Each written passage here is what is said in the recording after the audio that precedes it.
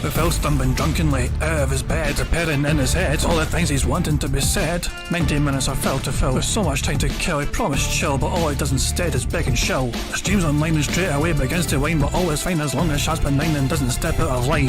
His content's immature for all to endure like fresh manure, but I feel sure he ran straight to feeling so insecure. The money earned from yesterday was withdrawn and long gone, as Phil's spending impulse is always had to stay on. If supports are also slow and stays so low and fails to grow, you never know, the show may turn into an easy bingo.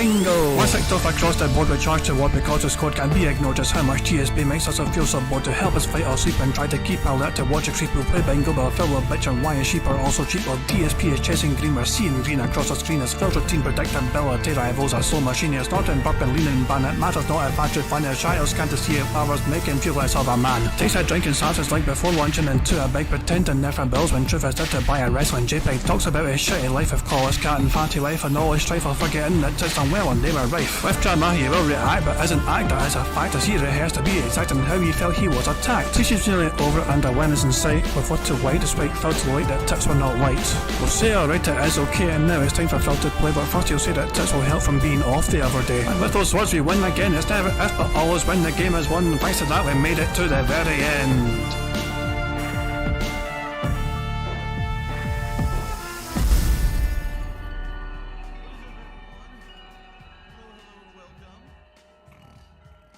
Hey guys, King Jet here, and welcome to DSP Bingo for what is today, Sunday the 4th of June 2023. Since I've last seen you guys, Phil has been given a whole bunch of fucking money playing Street Fighter. But the big news is that Phil is going to be late to his podcast today. Something has come up today and I'm going to be late to stream. This should not affect the starting of DSP vs Internet, but it will affect the podcast. And Phil will post up when they're going live, and as of right now, there is still no sign of Phil actually in his chat. It's like if you click on he's like apparently here, but he's not really, because he just leaves the fucking laptop on the whole entire time. So yeah, we don't actually know what Phil's, what's up with Phil, what's going on with him, who knows. But in case you guys are curious, Phil's weekend of Street Fighter streams has saw him make a whole bunch of fucking money. Jax Raxor returned and gave him a $1,000 tip. So yeah, that was a big massive news from Friday night Street Fighter shenanigans. But ever since then though, things seems to be slowing down just a little bit. And last night's Street Fighter stream barely made it to the hat goal. So Phil is doing a little bit of variety now, and he's fucking playing. No, he's doing a special DSP versus Internet thing, which is usually a Saturday show. He's doing that today on Sunday instead. So at least when he fucking turns up for his fucking job, but there you fucking go. So while we're waiting for Phil to turn up, and by the way, today's going to be a shorter podcast. Because Phil's going to do a short podcast, it's going to be a 3x3 bingo card. But we've still got time, apparently, before then. So I thought I'd go through and pick a few random old Ask the King clips to see what Phil wants to talk about. This particular clip has Phil discussing the role of his Italian heritage. So, check out. Remember, Phil was a quarter Italian and a quarter Polish. He's as much Polish as he's Italian, and yet he seems to ignore those Polish roots quite a strong amount compared to fucking pretending to be an Italian all the goddamn time. So, yeah, let's just see what Phil thinks of the importance of his Italian heritage. Phil, this might be a personal question, but how big of an influence does your Italian heritage have on your sense of identity? What I mean is, I'm sure it had an impact on your upbringing and shaped who you are as a person, but is it something that really means a lot to you, or is it something that you don't really consider a big deal? I ask because I've lived in places with a lot of diversity, and I noticed sometimes when people carry a lot of pride in their culture, they end up clashing with different cultures that are equally proud. I know everyone has a right to celebrate their heritage, but I feel that when a person puts too much stock in it, excuse me, it always leads to conflict. At the same time, it doesn't feel right to tell a person that they shouldn't be proud, especially when the people who take the most pride in their culture tend to be the people struggling in life. People who need something to believe in and whose sense of being a part of something much greater might be the only thing getting them through the day. And that question was from Pocho Mex, so thank you very much for that, Pocho. That's an interesting question because I'll be honest, I know people who have like super heritage, like everything in their life is based around their family and their cultural background and their upbringing and their food, the way that they behave themselves in life, in personal and in the workplace, the way that they dress is all based around their cultural heritage of where they came from as a person or even as a race, right? On the flip side, I know people who don't give a fuck about it. Like, wow, I have all this heritage, it doesn't affect me at all, and I just do my own thing. I kind of skim the line, although quite honestly, I think I would actually lean more towards the person that does their own thing, all right? I grew up in a household, excuse me. My dad basically didn't have much heritage. He's the kind of guy, he doesn't care. He has European ancestors or whatever, doesn't factor into anything. My mom, on the flip side of that, heavy influence. She's basically kind of 50-50 mix, 50% Polish, 50% Italian. More leaning towards, I'd say, Italian, except for some of the things, like she would make homemade pierogies. She has this, they call it a Polish, like, pastry roll that she makes at Christmas time. That's Polish. But outside of that, like, heavy Italian when it comes to the way that she talks with her hands. Me too. Look, I talk with my hands, and that's an Italian thing. People say that's Italian heritage. Italians tend to talk with their hands, and boy, do I ever do that, right? And the food that she would make a lot of Italian dishes, including, obviously, the homemade pot of sauce that I now make, you know, once every month or two. That's purely from our Italian heritage. And a lot of things in regards to religion and stuff. You know, growing up, I was a Roman Catholic. Why was I a Roman Catholic? Because that was heavily Italian. Italians are heavily Roman Catholic in the United States. So a lot of things that kind of, while I was being brought up, were because of heritage. The food I ate, the culture that I was immersed in, the religion that I was raised in was all based off of cultural heritage. But as I started to get older and I started to think for myself, become more self-aware, right? Those things didn't really matter as much to me anymore. I started becoming more of an independent thinker. I found that a lot of the times my mentality on stuff was way different than the mentality of my parents. And, you know, I found myself, quite honestly, not to say that, because now I love Italian sauce and I would love to eat my mom's, you know, Italian recipes and even her Polish recipes, you know. But back then it's kind of like when you're immersed in something all the time, you kind of don't see the significance of it and it becomes almost commonplace and stale. And so what I ended up doing was kind of separating myself from my parents and my heritage, and I went off and did my own thing. And, you know, now that I'm older, I kind of understand the significance of it. Like, wow, you know, so look at those things from my childhood that I used to do that really were because I had Italian heritage or whatever. But now, really, does it really have that much of an impact on me? No, not really. I don't think so. Except for the things, obviously, my looks are going to come from my heritage. The way, like I said, talking with my hands and stuff like that. But I don't think that a lot of the stuff that I do is because I'm Italian or I have Italian heritage at all. And honestly, it does. Like, I'm not gonna get angry if someone insults Italians. You know, I'm an equal opportunity jokester, I like to say. So I will make fun of any kind of a race. I don't care if you say the Polish people are stupid or Italians are all, you know, Guidos or whatever. You know, all these generic stereotypes that everyone always says. That doesn't bother me. Really, because I don't really identify culturally as Italian or Polish or anything like that. I always say I'm a mutt. You know, my mom was almost 50-50. My dad was a mix of all these European countries, and he had Native American in him. So it's like everything together, you got me, the ultimate white man. Yeah, right. I'm probably like the worst case mix of white man, right? Please, don't anyone go out there and say that I am like the archetype for the white man. Do not say that. I never said that. No.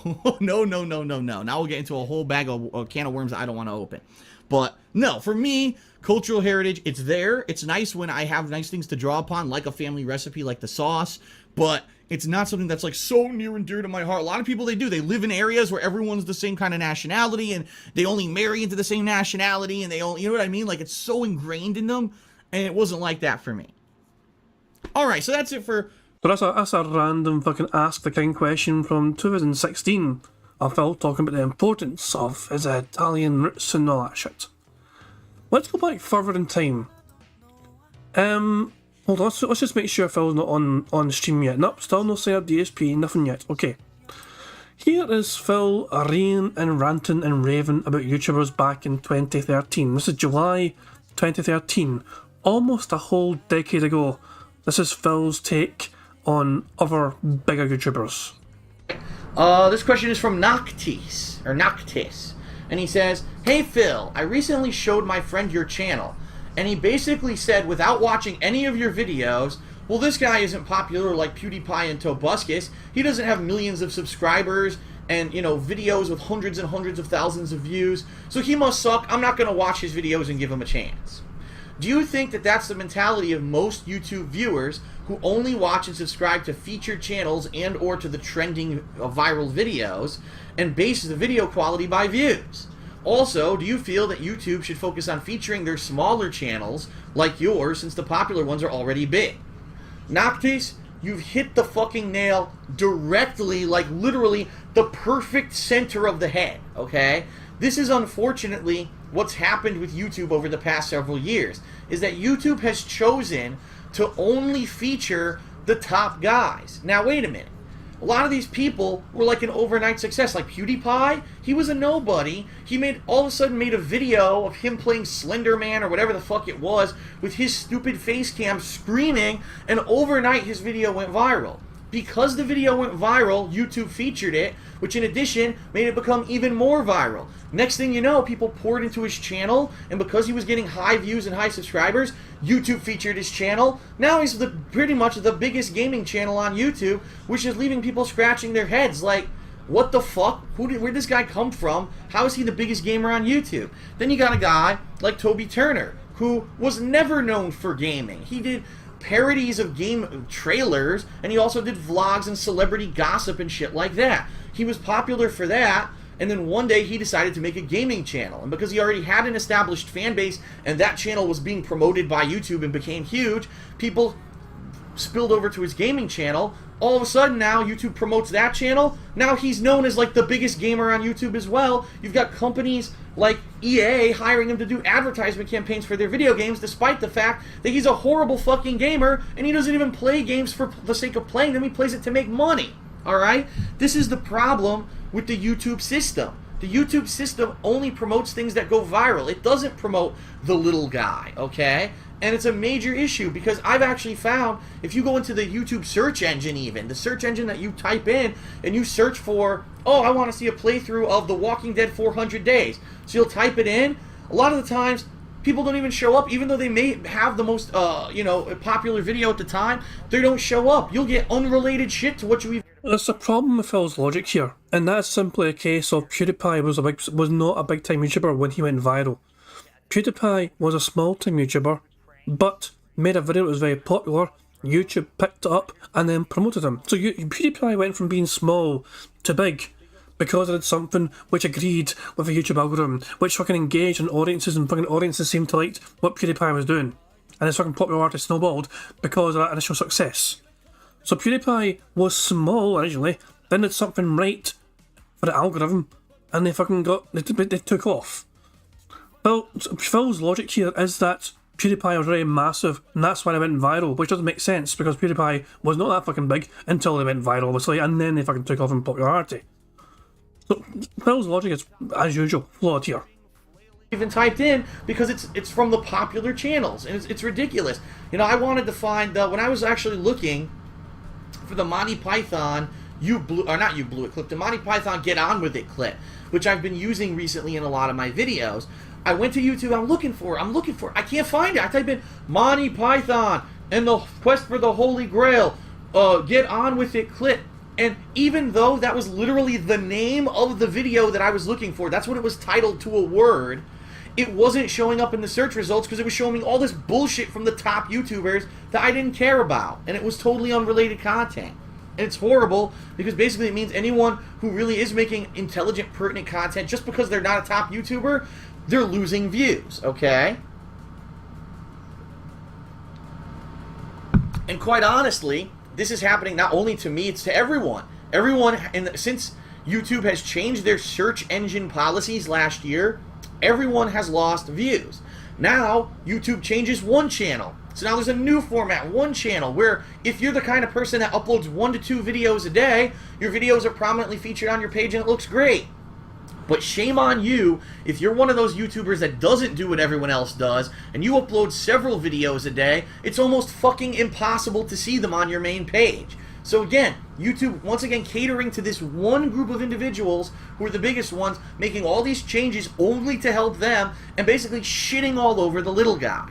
Now, It pisses me off because I know a direct reason why my viewership has gone down in the past year is because of negative changes that YouTube has made to the website, and not necessarily because my content isn't good or anything like that. People tell me this year my content's been outstanding. People have said, wow, so many funny moments in 2013 that have happened, and a lot of people just never got to see them.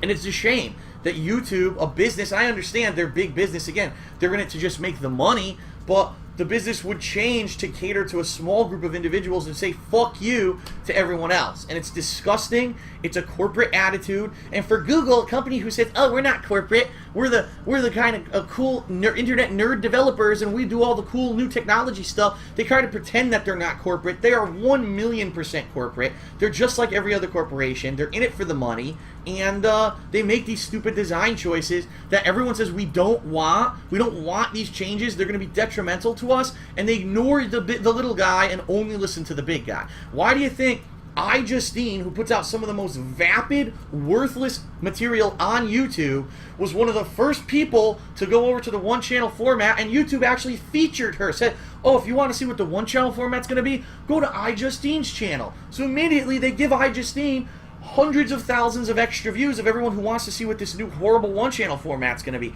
How is that fucking fair to anybody else? It's not. And it's funny because YouTube even has their own YouTube, Twitter account, and they say, ooh, the new featured channel this month. Like, why? You're a business, and you're basically creating an uneven business situation, an unequal situation, by giving free promotion to certain channels. Why the fuck are you doing that? It's actually a preferential treatment that shouldn't be allowed in the business world. So why do they think that they're allowed to do it? And the answer is they're not. If people actually got together and sued YouTube and said this is an anti-business practice, it's an unfair playing field because you do free promotion to some people and not others, they could probably do a class action lawsuit and force them to change the way that they do it. The problem is, we're all the little guys. We don't have money to do this kind of thing. So we can't do it, and YouTube will continue to only promote the top people. So what I have to say is this.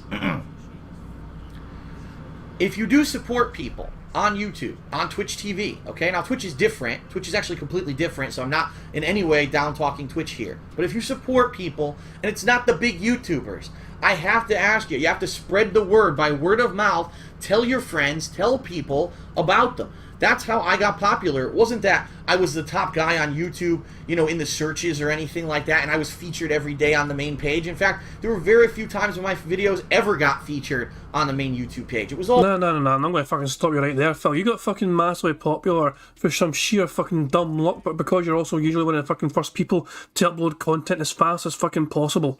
You got gays immediately from... You went to fucking game stores at midnight to get these fucking games. You'd immediately fucking go home, game in one hand, bottle of gin in the other hand, and you'd fucking load that game up, point the camera at the fucking TV, hit record, and drunkenly play that game immediately.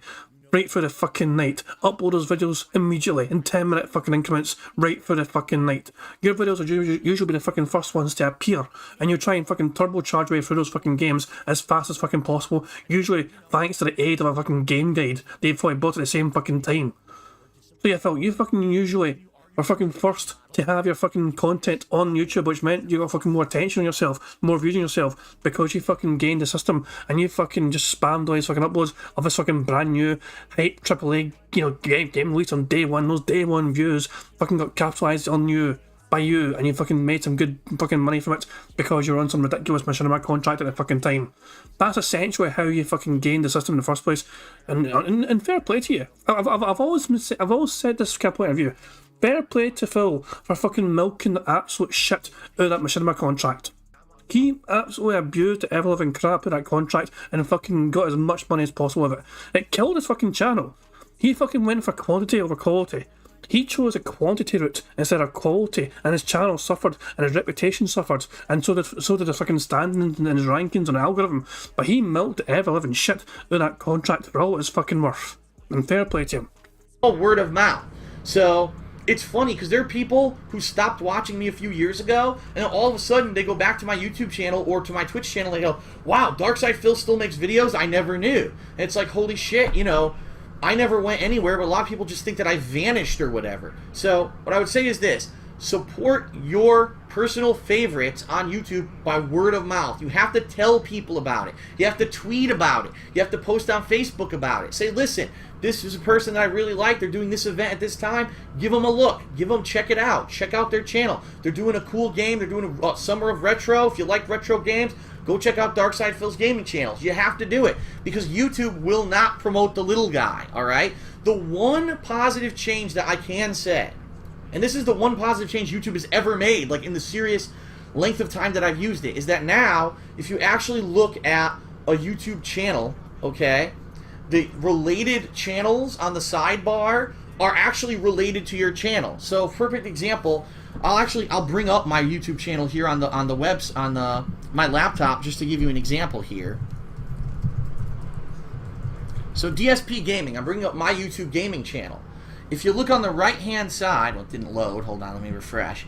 If you look at the right-hand side of the channel, you've got other channels and friends, which are the ones that you're able to control. So I've got my other channels, my girlfriend's channel, John Rambo, Howard, OJ, the Arid Lord, Corchado. They're all there. All my friends are listed there. If you look below that, there's an area that says related channels on YouTube.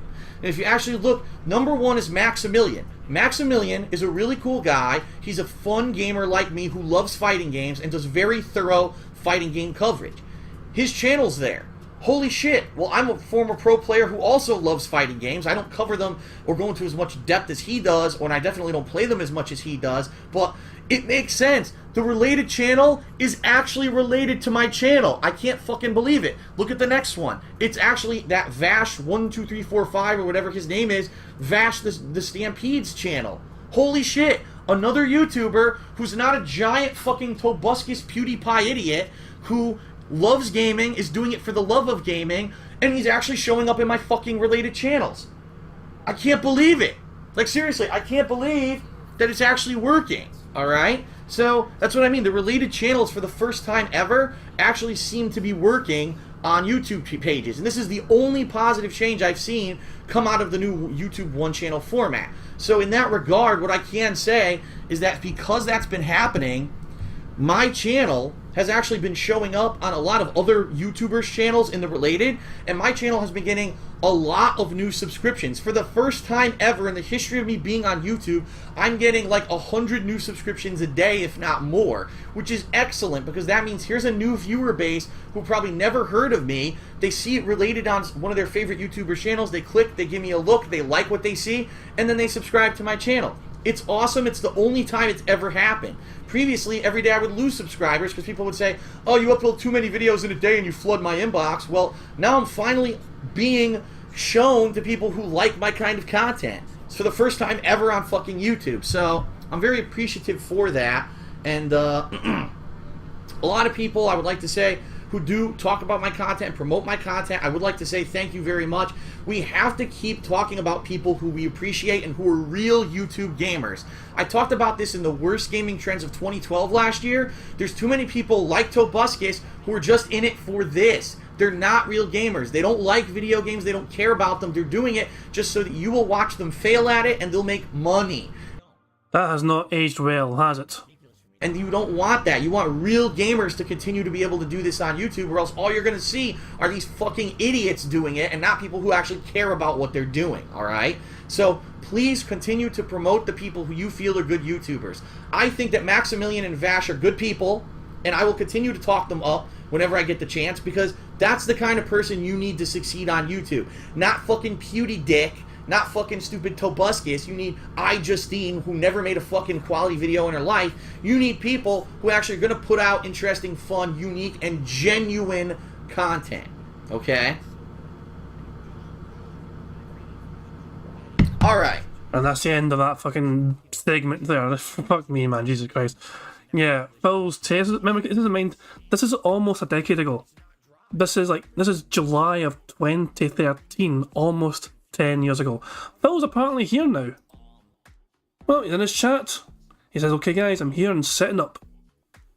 I think we still have some time to watch some random fucking clips. How about watching Phil react to the question of, is he a local celebrity? Hey Phil, are you a local celebrity in your own town? How many people know you, and do they know what you're known for? I am not a celebrity anywhere. First of all, I like to say that. I'm just a common guy who makes videos on YouTube and enjoys video games. That's it. That's all I really see myself as, okay? In my local town, nobody. Well, I take that back. The only people in my local town who probably know who I am and what I do is Howard. Howard lives in the same town as me.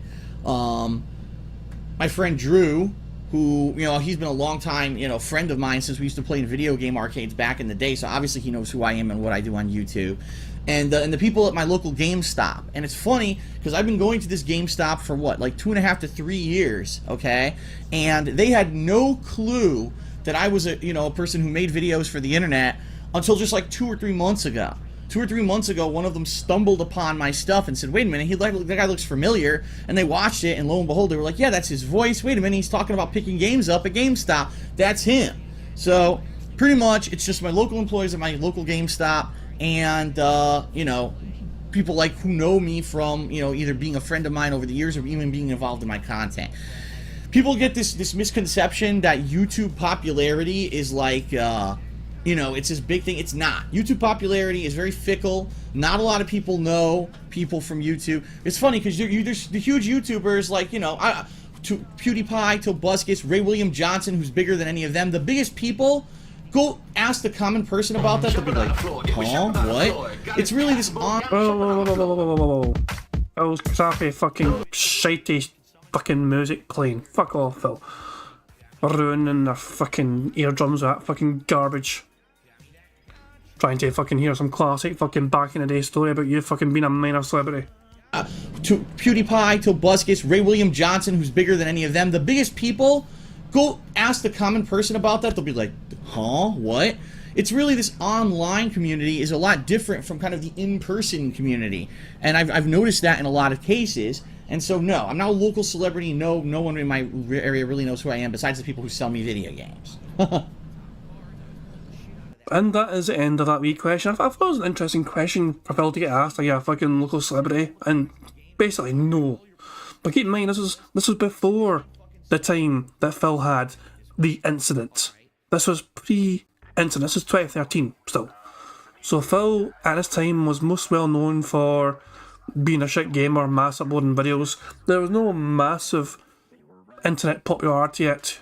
He was known as a toxic guy, this is how you don't plays, had not long started, and Phil's toxicity towards that was still quite fresh. But yeah, he was a nobody, of course. I would love to fucking play this clip as well about Phil and his business acumen, his business smarts. But we might not have time because Phil might start quite soon because he was running late. Did he explain why he was late? I'll tell you on the podcast as much as I can. Interesting stuff indeed. I guess I'll have to wait and see. Money, yeah. Money, oh, money, yeah. Money. Thank you very much. The Black Metro Super Chat says big ups business acquaintances, and not friends. Not close buddies. They were business acquaintances. Howard and Rambo. In fact, I don't even think Rambo got a fucking shout at her, but Rambo did not live locally. Remember, Rambo lived like an hour away, an hour and a half away. He was a long drive away from Phil. And Howard was Rambo's friend. You know what I mean? Like, I think Phil was only friends with Rambo because Howard was Rambo's friend. And obviously, of course, Phil and Rambo did get on, of course, as well. There was definitely a friendship there between the two of them, more so between them than between Phil and Howard. But yeah, I mean, yeah, Howard was local to Phil, but Rambo's one that was a bit of a trek away because he fucking lived out in the middle of nowhere. But yeah, it is what it is. But I really want to play this clip. So my question for you... Yeah. Money. Oh, money. Yeah. Money. Thank you very much to Voodoo People for the super chat. It says, something broken Phil's house, please help. That's a good fucking job. We got a $1,000 tip there a fucking day then from Jack's Rackster to help pay for fucking fixing it. The same week as Grand Theft Auto 5, which hurt the sales of the game. So my question for you is, a what-if scenario. If you were to be the head of a gaming company, what would you do differently? What would your overall business model be for the development and release of a game? Thanks, Phil. Money. Yeah. Money.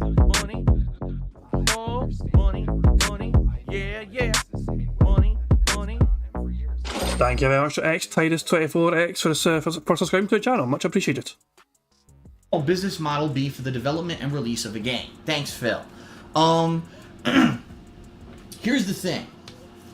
Business, and especially the development of a product, is highly dependent upon what the product is.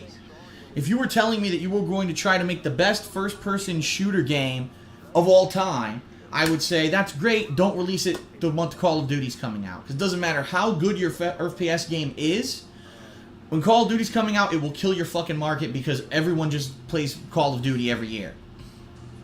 And, you know, it's just an inevitability that you're going to have established franchises that are going to dominate certain times of the year, okay? What I would say in particular is, number one, if you're going to make a game, you're going to market a game, you have to find a unique catch to make it really stand out from the pack. I really don't feel that, for example, with Rayman Legends, that they did that. What they did is they said, oh, it's the sequel to Rayman Origins. Great, but what's the unique catch? What's the feature besides it's just a sequel to a popular game? They really didn't promote anything new. And then, of course, when they announced it was a Wii U exclusive, right into the toilet because no one bought the Wii U. So really, I think you can make or break your product regardless of how good of a game it is by marketing decisions, partnership decisions like that decision of the Wii U, the decision to delay a game, when to release a game. All those things can make or break a game. Here's what I would do, and this is just super general because again, I don't know what kind of game we're talking about or whatever. I would try to make a game that has a unique feature that's different from other games, and it releases during the summer. And I know a lot of people, oh my god, but Phil, traditionally game releases during the summer, they don't come out. No major games come out during the summer. For whatever reason, game development companies, marketing companies, nothing ever comes out during the summer. It's usually the summer of indie games, summer of HD remakes, but never any new games come out during the summer. To which I say, why? The summer is the prime time when kids are at home because they're not at school. Younger adults are out of university or college or whatever for the summer as well, visiting relatives or going home with family and stuff. Traditionally, even work, even if you have a full-time job, a lot of the times during the summer would be the months when maybe the job is at a slower period. Really, traditionally, that would be the time when I would say, let's get these people who are all at home now, because now is the time that they're sitting around. And by the way, during the summer, it's hot as fuck, so you could even promote it as, oh, beat the heat, stay inside, have a staycation with this new game. Right? I'm within a fucking year, Phil went from beat the heat to beating his meat on fucking stream. Fuck off, you fucking dumbass fucking logic. Most people fucking enjoy the sunshine. Most people fucking enjoy going outside and enjoying the nice weather with their fucking loved ones and friends and family and making the most of the fucking summer weather. Right? But no one everyone wants to do what's the bandwagon approach, and the bandwagon approach is, oh, release your game a couple months before Christmas because everyone buys it as a present for Christmas. I don't understand that mentality, I really don't. Now, you know, you don't know if that would really work, quite honestly. By the way, I gotta pull this closer. I just realized that my microphone's way far away. I'm like, wait a minute. Dumbass. Wait to fucking check before fucking starting. Phil is still not properly live yet. He's going to start in a second, apparently. So, we might... how much longer is it to go on this fucking question, I wonder? We'll leave it... I think we'll leave this question there, okay? Maybe we can come back to it a bit later on. But Phil is going to start very soon, apparently, and we still need to actually fucking pick a card.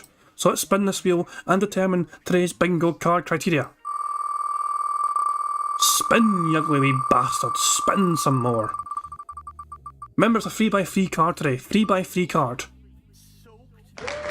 Business. How ironic.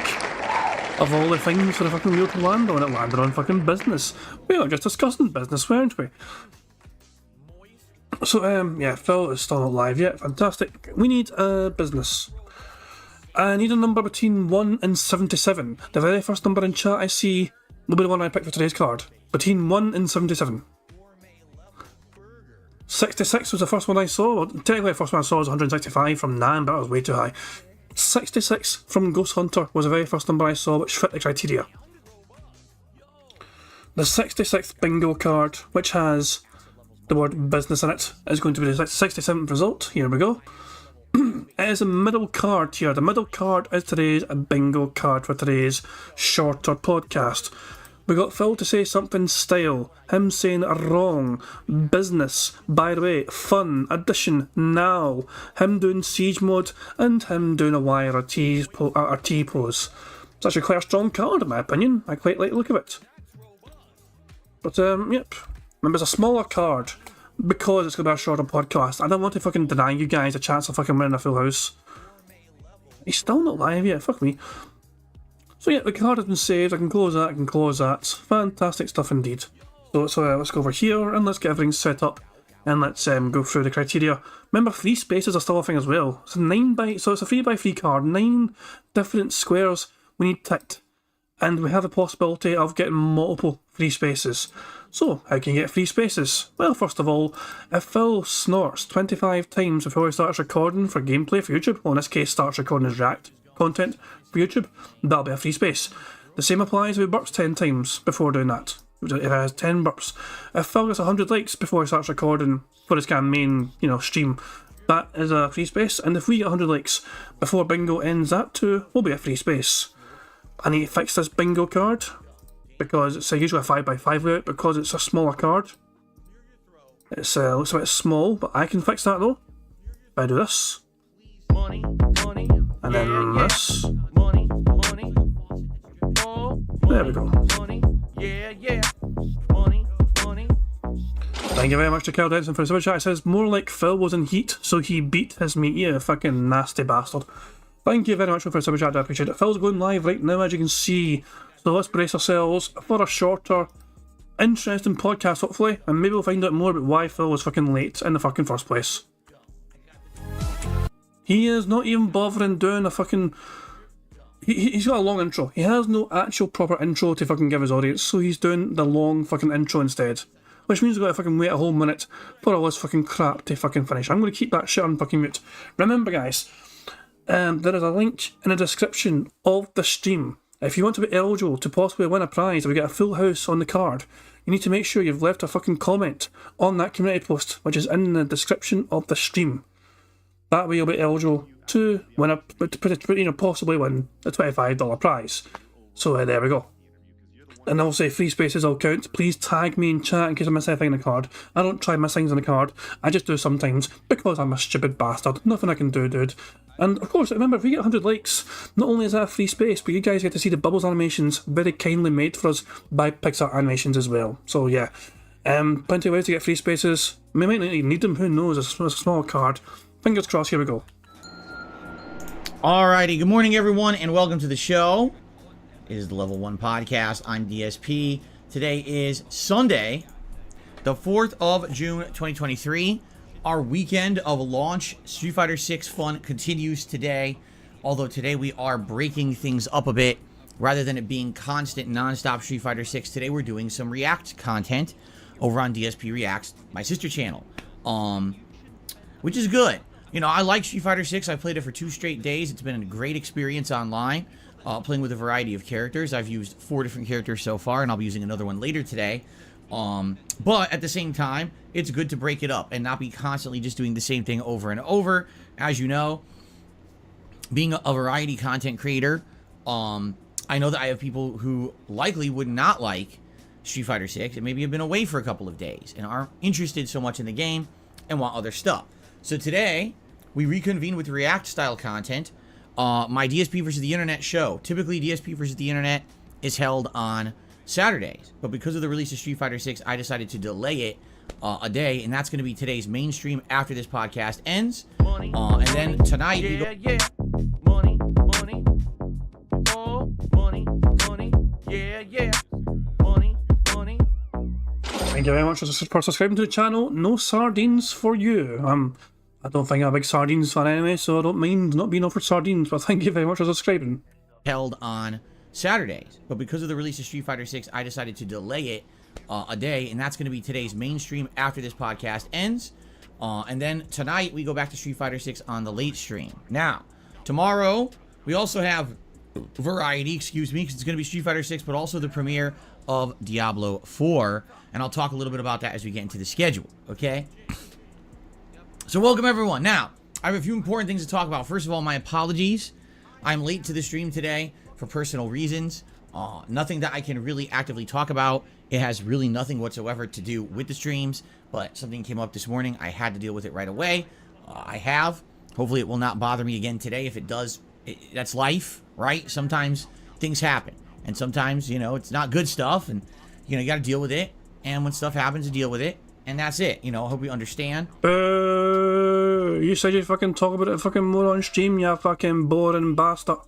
Fucking boo. Try and fucking slip dinner some pish. I mean, what the fuck? I don't know. It's a strange one. I mean, let me hear this fucking explanation again. I'm late to the stream today for personal reasons. Nothing that I can really actively talk about. It has really nothing whatsoever to do with the streams, but something came up this morning. I had to deal with it right away. Something came up this morning. I had to deal with it right away. See, I don't think that's going to be a health issue. That could simply be, this fucking, I really need to fucking pay this thing, which I fucking forgot to pay. Or some bitch. That could have been like the tax man. Fucking knocking at his fucking door saying, hey, by the way, we've seen you got $1,000 every fucking day. You wanna make sure I fucking get a fair share of it? Because you fucking still owe us a whole bunch of fucking money. Who knows? I don't know. But it's a strange fucking one. Some people think it could be health reasons, some people think it's fucking divorce saga. Have fun with the theories. I generally have no fucking clue. I don't think it's anything to do with Phil's health. Phil's health is shit anyway, but I don't think that's why he would have been late today. His own health, I think, was not the reason why he was delayed from starting this morning. I have. Hopefully it will not bother me again today. If it does, that's life, right? Sometimes things happen, and sometimes, you know, it's not good stuff, and, you know, you got to deal with it. And when stuff happens, you deal with it, and that's it. You know, I hope you understand. You know, doing. Pyro's asking, did Phil ever get a tyre fixed? Been staying away from my own sanity. Phil has not allowed any discussion of tyre talk. We do know a couple of things about it though. There was an actual police report filed, apparently. So, I'm not saying it actually happened, I'm not saying Phil actually had the tyre stolen, but there was a genuine police report filed. Money, money, Make of that what you will. yeah. Money, money, oh, money, money, yeah. Money, money. Thank you very much for Black Metro. Super Chat says he was too hungover and threw up in bed. You think Phil was actually in his fucking bed and not the couch? He threw up on the couch. I don't know. Phil's too hungover, very believable, and threw up in bed. Maybe. You know, you got to deal with it, and when stuff happens, you deal with it, and that's it. You know, I hope you understand. You know, I'm doing my best to balance everything going on. As you know, I've been talking about this for weeks now. Things have been kind of going on behind the scenes that are annoying and frustrating and personal, and they really have nothing to do with the stream. So I don't want to, you know, reveal to you guys all my personal stuff. It's none of anyone's business, but it sucks when it affects the business, because then it does become your business that the stream was late. You know, I'm about a half an hour late, I would say, right? To the. That's our first bingo of the game already, because we have a diagonal line now, fun and business. We have got 4 things ticked off already. Feels kinda weird fucking celebrating a 3 in a row instead of a fucking 5 in a row, but it's a shorter podcast, remember. Shorter podcast because Phil was fucking late, which is why we're doing a 3x3 squad today. The podcast today. So today's podcast will be a abridged podcast. It will not be as long as a usual show, just so you guys know. But we'll cover some topics. I'm going to talk a little bit more about Street Fighter 6 after yesterday. We have some changes coming to my React show next week that I'd like to tell you about. All right, and then we'll probably just do some Q&A. All right, we'll do a shorter show today. Now, I have another very important thing to tell you all. As of this morning, I've updated my tips link. Okay, so if you're going to tip me during a live stream, if you're going to tip me between the streams, which a lot of people have actually been doing recently with Street Fighter 6, some people have been like tipping overnight or tipping between the streams. I updated the link. Okay, so you need to use this new link, and it'll be showing up in the chat right now. If you use the tips command, the link will pop up and you can use it right away. But the reason I'm really bringing this up is not necessarily for people who do it during the live stream, but people who kind of use the link between streams. You know, if you're here for the live stream, you're probably using the tip command anyway, and it works. But I don't want people to be sending, you know, using the outdated link. This has happened before quite a few times in the past as well, where I changed a few things around with how I receive contributions, and basically some people are lagging behind. It'll be months later, and people are trying to send me, you know, a tip or something, say, Phil, doesn't work. I'm like, well, it does. You just got to use the updated link. All right. So as of this morning, we have a new tips link. Please use the new tips link. I hope people will. I hope that it's not a situation where now everyone's going to be messaging me today and basically saying, oh, it doesn't work. Everything's wrong. Like, well, well, doesn't have a fucking bingo because Phil said wrong. We are fucking flying. We are 4 away from a full house. Fucking updated tips like, man, fucking desperations after fucking charts or Phil just fucking telling everyone, hey, the guy just got $1,000 the other fucking day. Reminder that Phil got $1,000 fucking dollars the other fucking night because this fucking one person gave him $1,000. One person just gave him $1,000 straight up front. Jack's Raxor. That fucking mentally challenged denthead that still can't afford his own fucking car. So he should be fucking flush for cash right now. He shouldn't be fucking struggling whatsoever, and yet he's fucking trying to fucking get the message out there. I've updated my tips link just to fucking make sure people can fucking tip me and all that shit. Fuck off. Let's see this updated tips link. Where is this updated fucking tips link? Huh? Where the fuck is it? This fucking piss right here. This fucking shite. The best way to fucking support your shitey streams is to leave a fucking tip. Please send any tips directly via PayPal and receive a shout out in animation. Fuck off, you fucking dick. Greedy fucking pig. Jesus fucking Christ, man. D-Dog says maybe the 1K changed his PayPal and that's what might be the problem. Well, I guess Phil getting the contribution that fucking size is quite unusual. And yeah, it could have raised some flags at PayPal. But yeah, that's possible. That could be a possibility. Wouldn't it be funny if fucking Jack's Raxor and his fucking trying his best to fucking help out his beloved DSP actually hurting more by fucking by giving him a tip that was fucking too big and making PayPal go high on a fucking second. What's going on here? I updated it. Please use the updated link. It's gonna be tough though. It's like whenever I switch anything, seriously, whenever I switch anything at all, it's basically like it's tough to get the word out because people get used to doing the same thing every day. For example, money, 1 Minute Man. Yeah, yeah. Money, money. Oh, money, money. Yeah, yeah. Money, money. Thank you very much, Excalibur, for the super chat. It says it might be lying, but overnight tips. True. Yeah, yeah. Money, money. Oh, money, money. Yeah, yeah. Money, money. I mean, we have no idea. We have no way to verify the fucking tips at all. I mean, at our end, all we can do is take Phil's word. Whenever Phil mentions a tip, that is literally the only way we can fucking verify it ourselves. And it's hard to trust Phil anyway in what he fucking says. So, yeah, I mean, Phil, literally, we're trusting Phil's word when it comes to tips. And who knows how many tips he fucking gets overnight. Sometimes, apparently, people give Phil tips and they fucking ask him, do not disclose this on streams. This is just for you because I want to give it to you. And so, who knows how many fucking tips will end up in Phil's fucking PayPal. Kel Denson, thank you very much for super chat. It says, apparently Phil spent $1,000 already in WWE Champions. You are correct. If we go to, let's go to TG Gamebox. Let's go to his Twitter. I'll go full screen for you guys, sorry. So the most recent update I saw was, there we go, from, it was actually a couple of days ago. Yesterday even, June the 3rd. $1,148 at a minimum spent so far. But that update was from, when was this fucking tweet? So my time anyway, 12:40 PM on Saturday, June the 3rd. So that's like you know, more, it's like 30 hours ago. Yeah, it's like 30 hours ago essentially, this update was. So who knows what it is now. We need to get a fucking Gamebox to fucking see if he's tracked anything since then. But he's a busy boy sometimes, so he's not always gonna have time to fucking stalk Phil's WWE Champions account. I'm not sure seen this video. I want to see this video. Phil playing Street Fighter offline in 2010, making the same excuse you'd probably hear him make today. Nice is that we're, you know, streaming at 60 frames per second. I don't even think the Japanese are doing that. So, you know, thanks again. Literally, Phil screaming, I didn't do that. Holy shit. Holy fucking shit. Phil screaming, I didn't do that. And this is an offline game against somebody in real life on the other side of the cabinet. And Phil screaming, I didn't do that. Jesus Christ, man. But yeah, sorry, man. I don't know if I fucking coughed in the fucking microphone there, sorry. But yeah, Phil has spent over $1,000 indeed on WWE Champions. At least, you know, fuck knows how much more it is right now.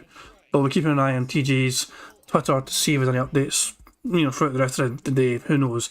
But I imagine it has gone up by a good bit more.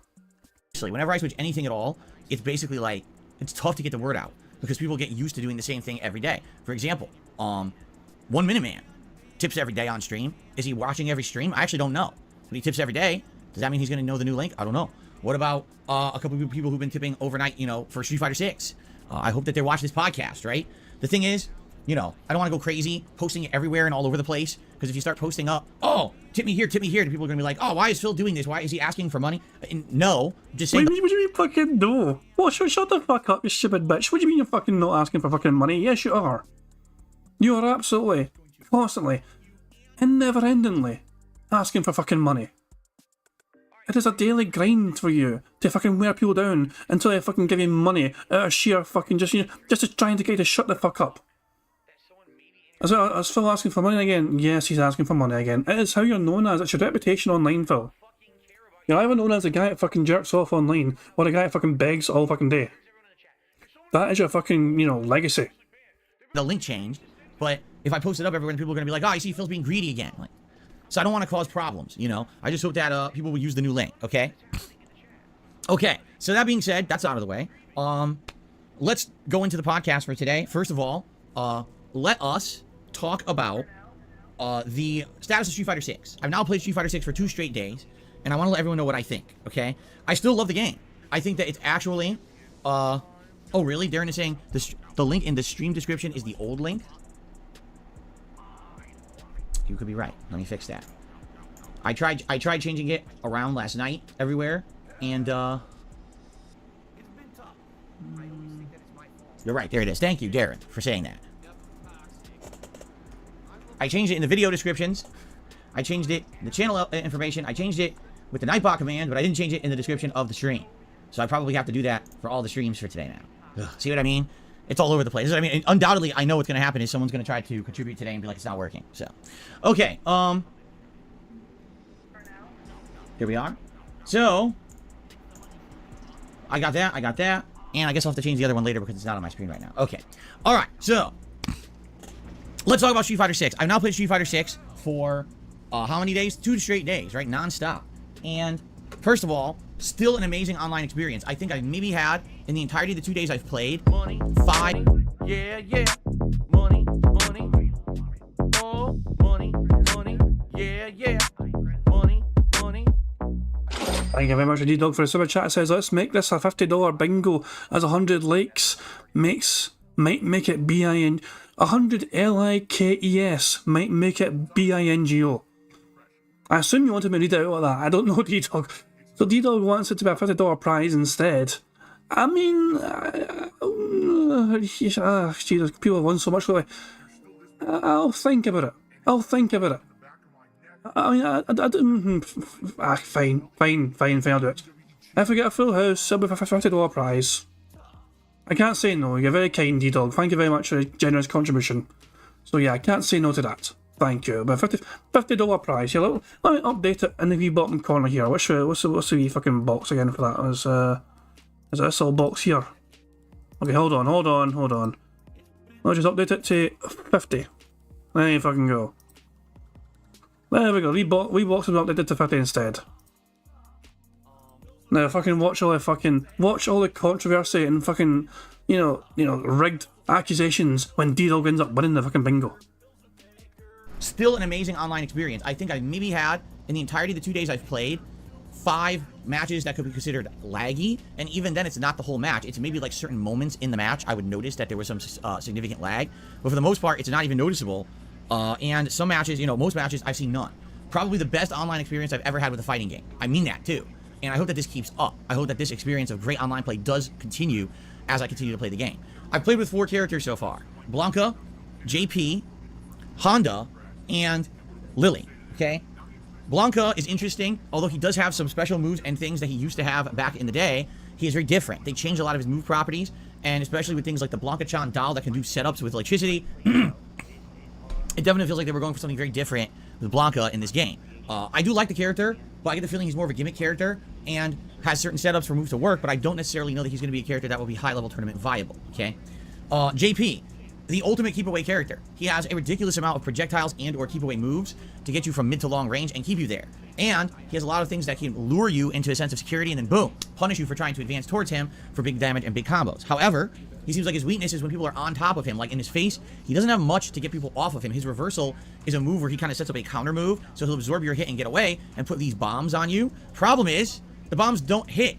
You have to be attacking for the bombs to hit you. So if you know the bombs are on you, you can literally stop attacking and it won't explode. So the good news is it gets the pressure off of JP. The bad news is you didn't deal any damage to the enemy, and now it's up to you to try to get them back to mid to long range and get back to your zoning game. So it seems to me like it's kind of a mix. Like, he's good if you keep you mid to long range, but if people are getting up on you, he's gonna have a hard time trying to get them away. So we'll see, you know, in the long run how he plays. I do like the character though. E Honda. At first, when I was playing E Honda yesterday, I really liked him. It seemed like they changed him a bit and added a bunch of new abilities, like the ability to combo his 100 hands, because now his 100 hands are a motion, not a button tap, and the ability to buff those 100 hands and make them combo.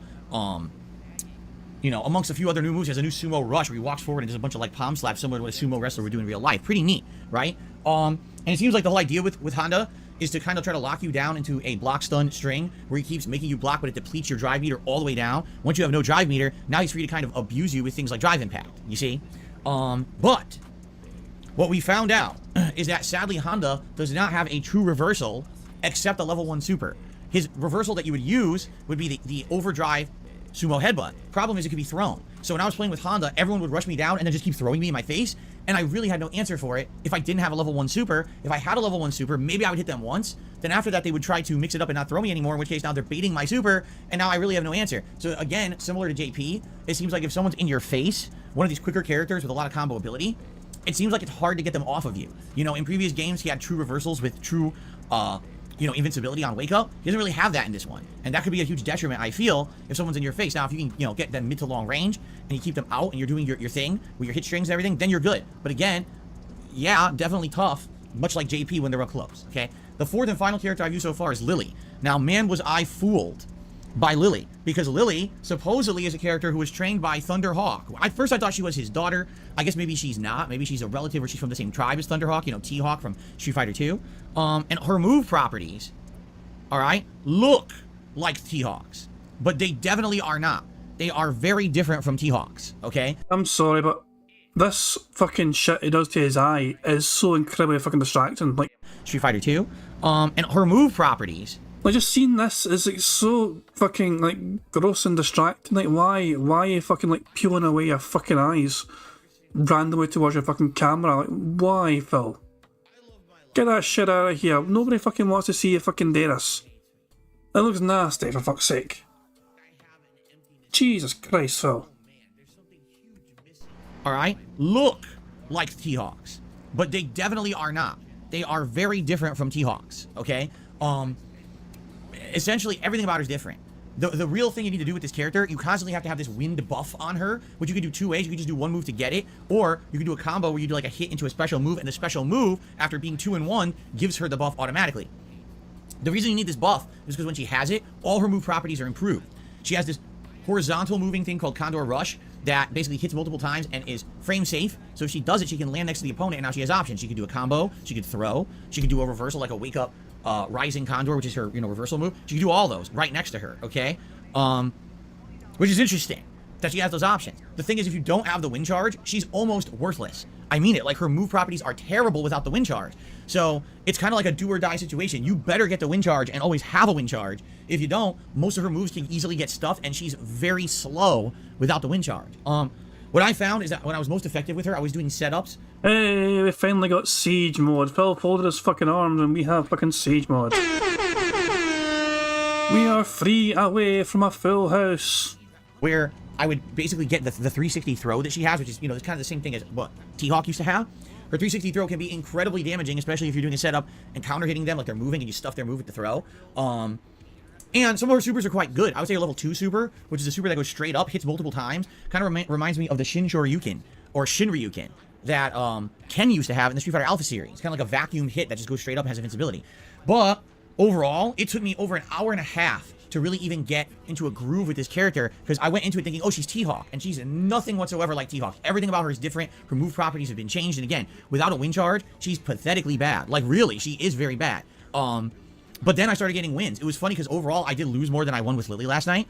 But my last 7 matches I won, I was in a 7-win streak, and then I ran out of time. So I feel like if I kept playing, I probably would have kept getting more wins with her because I was finally getting her, understanding that build, and doing better. But overall, in the scheme of things, I don't think, at least this is a day 2 perspective, I don't think that Lily is going to be any kind of high-level competitive in Street Fighter 6. I'm just being honest. I feel like Lily will not be high-level competitive at all, maybe mid-tier, because it doesn't seem like she has the tools. While other characters can easily implement their game from the get-go of a match, she relies on getting this win charge, and even then it's more like setups and mix-ups and fooling the opponent, as opposed to say, oh, a rush-down pattern, you see?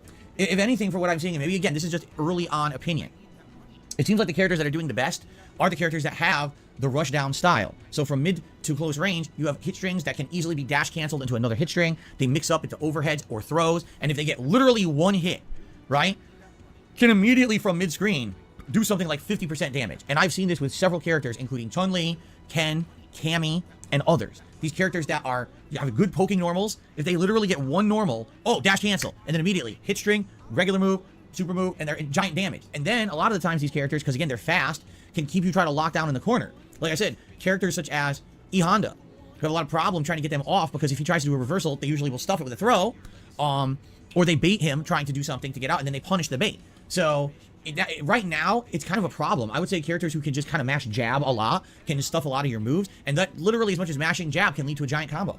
And that's not good. From a competitive fighter standpoint, you want people to have a chance to hang and not the meta of the game just become rush down. But it seems like right now, yes, it seems like the meta of the game is becoming rush down. So anyone who has that kind of mid-screen neutral, oh, hit you once, get a big combo, dash cancel, continue the combo, and then mix up in the corner, that's what's dominating the game. All right. In fact, it's so weird. There's so few characters I've barely seen. I haven't seen a single Dalsim in 2 days of playing ranked matches. I haven't seen a single Dalsim. I've seen maybe 1 to 2 Blancas. Okay. Only seen a couple Guiles, and that's a little weird because everyone said that Guile was the best character in the beta. So it was a little weird there. You know, but I've seen a ton. Who am I seeing a ton of? Ken, Chun-Li, Juri. You know, those characters where essentially you can mash buttons and they get a giant combo. The other character I've seen a lot of is either Renault, however you say her name, and Marissa. The name is Manon.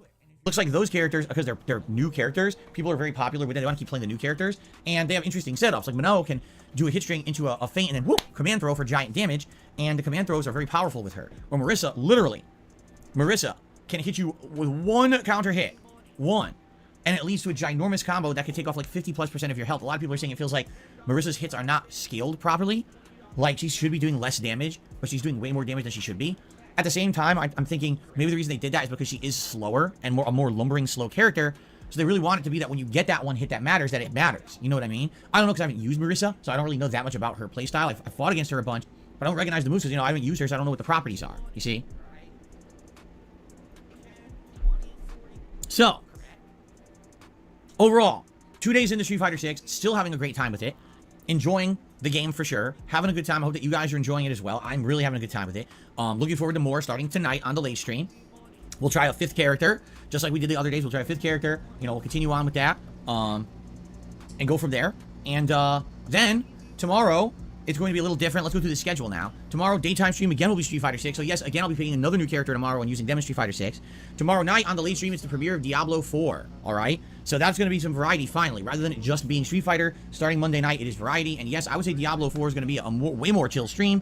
If you've ever seen Diablo, it's kind of a top-down RPG style game. You pick a class, you use that class to go through dungeons, kill a bunch of repetitive enemies, level up the class, get loot, get abilities, wash, rinse, repeat. The story is there, but I don't necessarily think the story is the focus for many people. When it comes to Diablo, it's more about the gameplay loop. So being that this is going to be an action-based RPG with a lot of gameplay and repetition, I really feel that it's going to be a game that people will want to chill and relax and interact with me when I play. Think about when I played Hades or other games like that. I think it's going to be like that vibe, you see?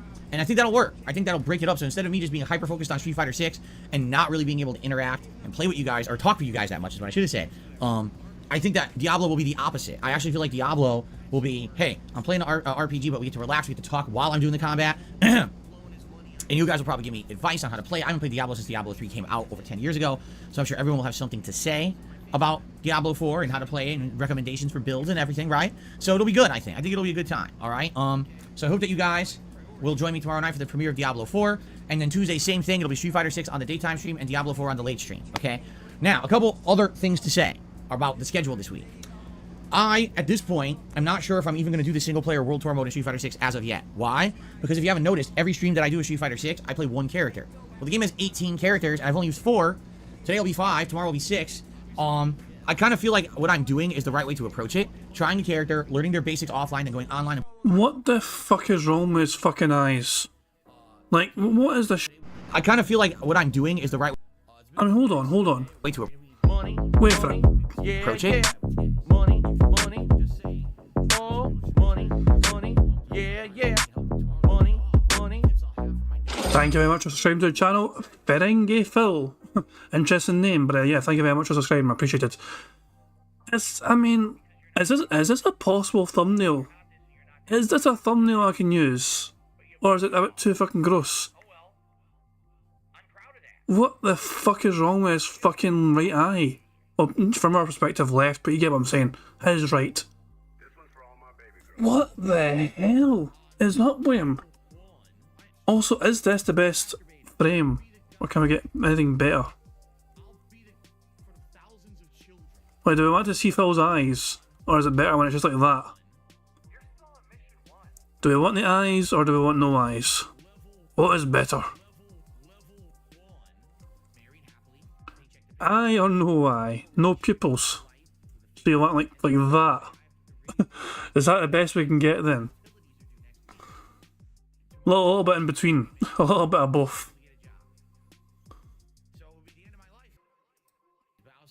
This could be it. So is this our final? Is this our final frame? Might not even turn out that fucking well. Right, let's see. It looks like some sort of fucking zombie or some pish.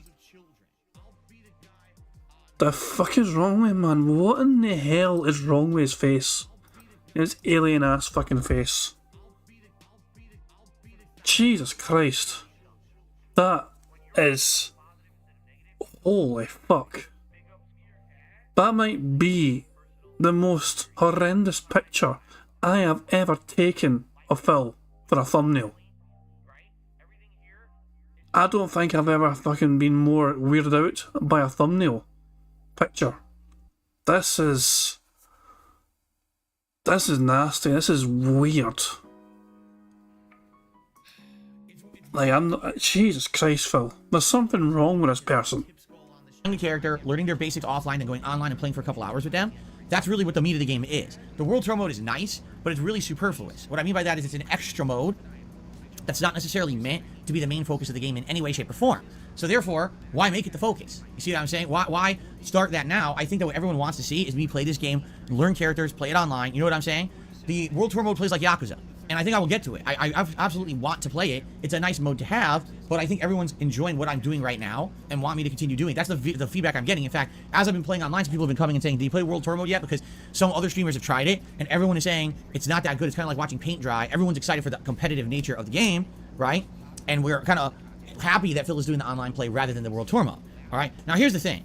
I'm okay with trying World Tour mode at some point if people want it, but it seems like the majority of people are saying don't do it yet, right? Just focus on what you're doing. So, hey, unless I get feedback otherwise, I think I'll keep doing what I'm doing. But I promise you I will do World Tour mode at some point. It's just a matter of when, and when makes better sense, right? You know, when you go through World Tour mode and you max out a character there, you get a new outfit. So, it behooves me to eventually do that to try to unlock outfits as well. What the fuck? It behooves you. It behooves you. Are you for real? So, it behooves me to eventually do that to try to unlock outfits as well. So, there you go. And that's why some people have asked me, well, where's World Tour mode? He said he was going to do it. That's why I haven't done it yet. Because I'm busy, you know, doing the basic, you know, the expected gameplay of what you would do in a competitive fighter right now. All right. So there you go. Now, outside of that, Zelda. What happened to Zelda Tears of the Kingdom? Well, it's on hiatus because we're doing Street Fighter and now we're doing Diablo. Man, it's on hiatus because fucking the internet made fun of you for fucking having a fucking strange, dumb opinion on the game, and you got butthurt over it, so you dropped it for fucking Diablo. Will it come back? Yes. In fact, what I'm planning on doing is next week, kind of alternating. So it'll be Street Fighter 6 during the day streams, and then the night streams will alternate between maybe Diablo and Zelda. So that way we have variety on the late streams, rather than just being all the same thing. I think that would make sense. And I'll take your feedback. I'll take your, you know, what you want more. Will help to dictate what I do on stream. So please understand, if feedback is key, let me know exactly what it is that you would like, and we'll go from there. Okay. Now, I have something else important to talk about. in regards to React content, okay? So let's do it. Let's talk about React content, shall we? Hold on a second here. Okay, so in regards to React content, I do my weekly show, DSP versus the Internet, once a week. Usually it's on Saturday. This week I pushed it to Sunday, but next week it's going to go back to being on Saturday again, okay? Now here's the deal. In regards to that, next week's going to be a little different, okay? And how is it going to be different? Well, next week for the React show, I'm going to select the videos differently, okay? It's going to be the same deal where if you're a channel member on DSP React, you will get to nominate videos for me to watch on the show. That's not going to change. Members nominate all the videos that I watch during the clip show, okay? But the way I've done it up to now is thus. Ultra level members on DSP React get their video. By the way, in case people are curious, thus is actually a part of the card. And not this card. The word thus has been reintroduced to the list of possible things that can appear on a bingo card. We've not had it show up yet, sadly, but it has been there the last couple. It has been possible the last couple of bingos. So, and for people that are asking, I know people are kind of curious about getting the word thus back in rotation. I threw it back in there a couple of days ago. We've just not had it appear on a card yet, but I thought I'd let you guys know that the word thus has been possible to show on a card for the last couple of days, because Phil seems to fucking enjoy saying that again. Okay? But the way I've done it up to now is thus. Ultra level members on DSP React get their videos watched for sure. We watch those first. Those are the first videos I watch on the show, correct? Then, after that, we get to the standard member submissions, correct? And the standard member submissions are first come, first serve, meaning the earlier you post it up on the community thread for this, the increased chance that we're going to watch that video right away on the show. If you're someone who waited literally all week to post up, and maybe you waited a whole day or two, you're not going to get watched on the show. You're going to be the last video in line. You understand? Now, some people have been upset with that. They're like, listen, I want to be a member. I want to get a chance to get my video on the show, but I can't just sit around and wait for you to post up the community thread. I have a life. When I see the thread is up and I get a chance, I'll go post. But what happens is every week you do it, and then I go to do it, and already 50 people posted, and now I never get my video watched. So because of that, admittedly, some people have been upset. They're like, you know, why am I going to continue to be a member on the channel when literally every single week, right, I try to post up a video and I never get my video watched? It's not fair. I feel like I'm wasting my money. So I'm not gonna continue with my membership. Okay. So I've heard a few people say that over the last month, and I have noticed a dip in memberships on DSP React, and I'm sorry for that. What that means is that I need to listen to your feedback and I need to try something different. Okay. So today we're gonna try something different. All right. Here's what we're gonna do today. Today, the first thing we're gonna do is I'm going to watch the ultra member submissions. Okay, those are the first things in the playlist. Now, I already, well, today, actually, let me take this back. Today, we're doing it normally, all right? We're going to do ultra member submissions first, and then we're going to watch members, first come, first serve order. Today's session will not be affected. It'll be the same as usual, all right? But now, starting this week into next week, I am going to change it up. I'm going to use a shuffle technique. I guess it's... Oh my fucking god, why is it taking forever just to fucking explain the fucking use of a shuffle button on a fucking playlist on YouTube? Here's how to fucking cram it all down to one simple fucking sentence. Phil was going to normal fucking, members react fucking content, so it gets fucking shuffled in a random order instead of it fucking being played first come, first serve. In the fucking sake of fairness. That's all roughly that Phil had to fucking say. Instead, it fucking just prolongs it in this fucking... I need to hear that again. I need to fucking see valedictorian Phil try to fucking come up with some clever word. Here, hold on, one more time. As usual, alright? But now, starting this week into next week, I am going to change it up. I'm going to use a shuffle technique.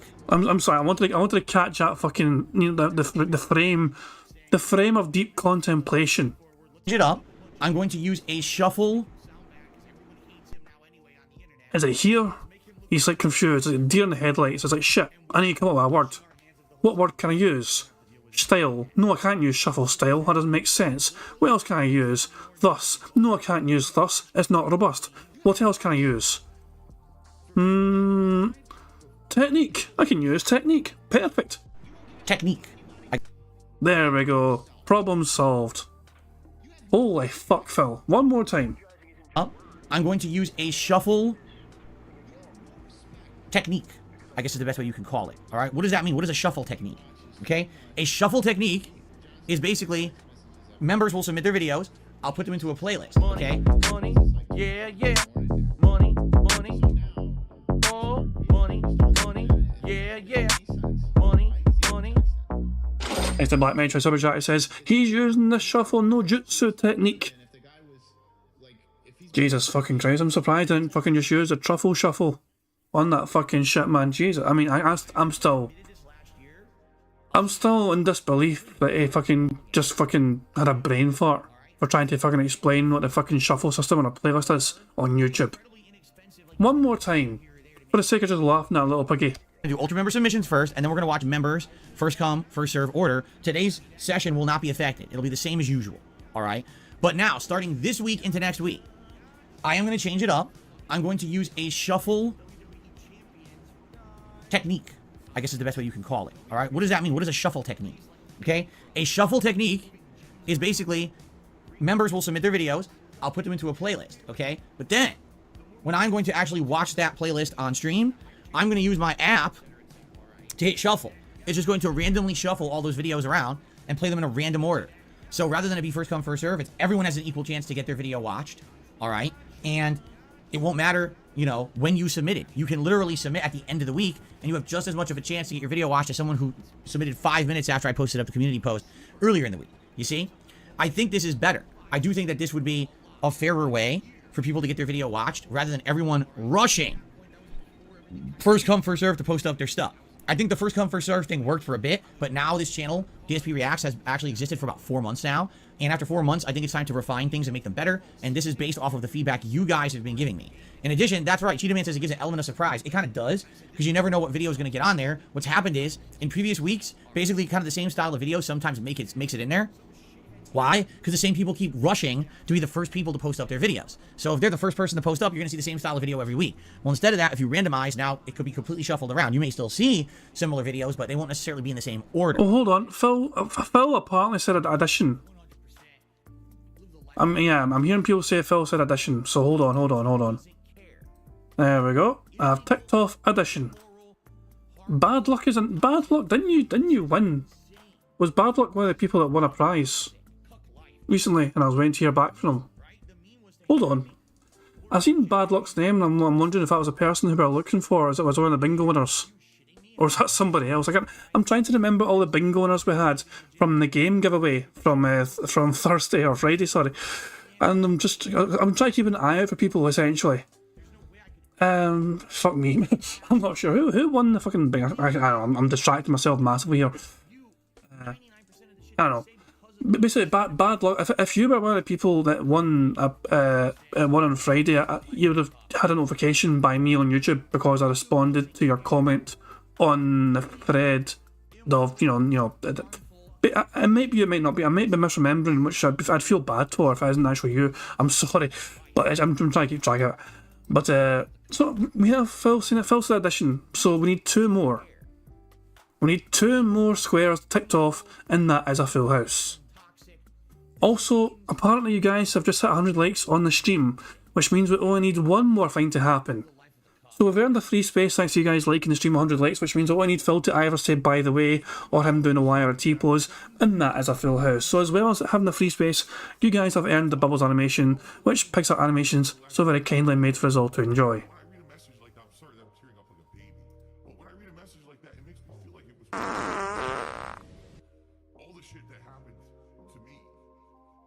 Oh, yo, that smells really, really good. I love it. Right? And that's a good thing. Variety is always a good thing. So that's what we're going to do starting next week. So FYI, if you were someone who was a member on DSP Reacts, but you felt like you weren't really getting your videos watched, and because of that you were upset, next week everything changes. Okay, we use this randomized system. So maybe you want to become a member again. You know, incentive to come back, say, oh, I have the same chance as literally everybody else to get my video watched, well then I should become a member again, right? But remember something, if you want to be guaranteed to have your video watched, become an Ultra member. Is it more expensive? Of course it is, but at the same time, 4 times a month, you're going to get your video watched on the show, all right? So this is a difference, this is a big change. I'm going to fully explain it when we start the show over on DSP Reacts, you know, after this podcast ends, you know. So hopefully people will understand we're doing it differently for next week. I'm going to probably talk about it every single part, all 6 parts, so that everyone knows what's going on, okay? And hopefully this would convince some people to come back. It's disappointing to me when I feel like I'm not providing enough quality for you, that some people had the membership and felt, I wasn't getting anything out of it, and then they canceled. That sucks. Obviously, when I get your support, I want to keep it, right? I want to feel like I'm earning it. And I guess a lot of people felt like I wasn't earning it. And that sucks. So, starting next week, hopefully we earn it again with that equal chance to get your video watched on DSP Reacts. Fair enough? Okay. By the way, I did release a review. We've won. We've won. Phil said by the way, and we have a free space as well, so that's it. We've won. We don't even need to fucking worry about the rest of the goddamn fucking podcast. I am somewhat regretting doing a 3x3 card considering how easy it was today. I didn't expect, we didn't know when Phil would turn up. It's a smaller card, but it is what it fucking is. We have a full house, and you guys win. So, yeah, how do I fucking go about this? Hold on. I need to get things set up to try and pick a winner. Evil ADR said it was kind of easy. Of course it was fucking easy as well. 9 squares to fucking tick off instead of 25. Oh, Christ, man. Right. I am going to show you guys the intro while I try and set up the winners not shit. So, you guys enjoy the intro. So yeah, D-Dog can stop recording. Yeah, we don't even need the fucking backup. Thank you very much, D-Dog, but we don't even need the backup now because we fucking blitzed through that fucking bingo. You know it's a smaller one than usual, whatever. You guys enjoy the wee intro animation while I get the things set up to pick a winner.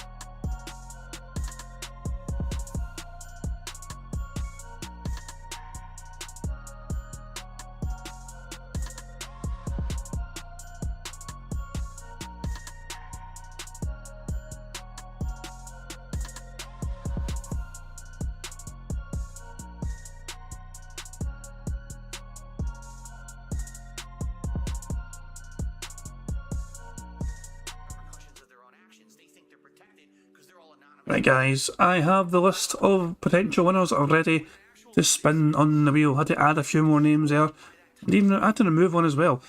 You guys might remember one of the bingo winners we had from Friday. Remember the Friday game giveaway thing?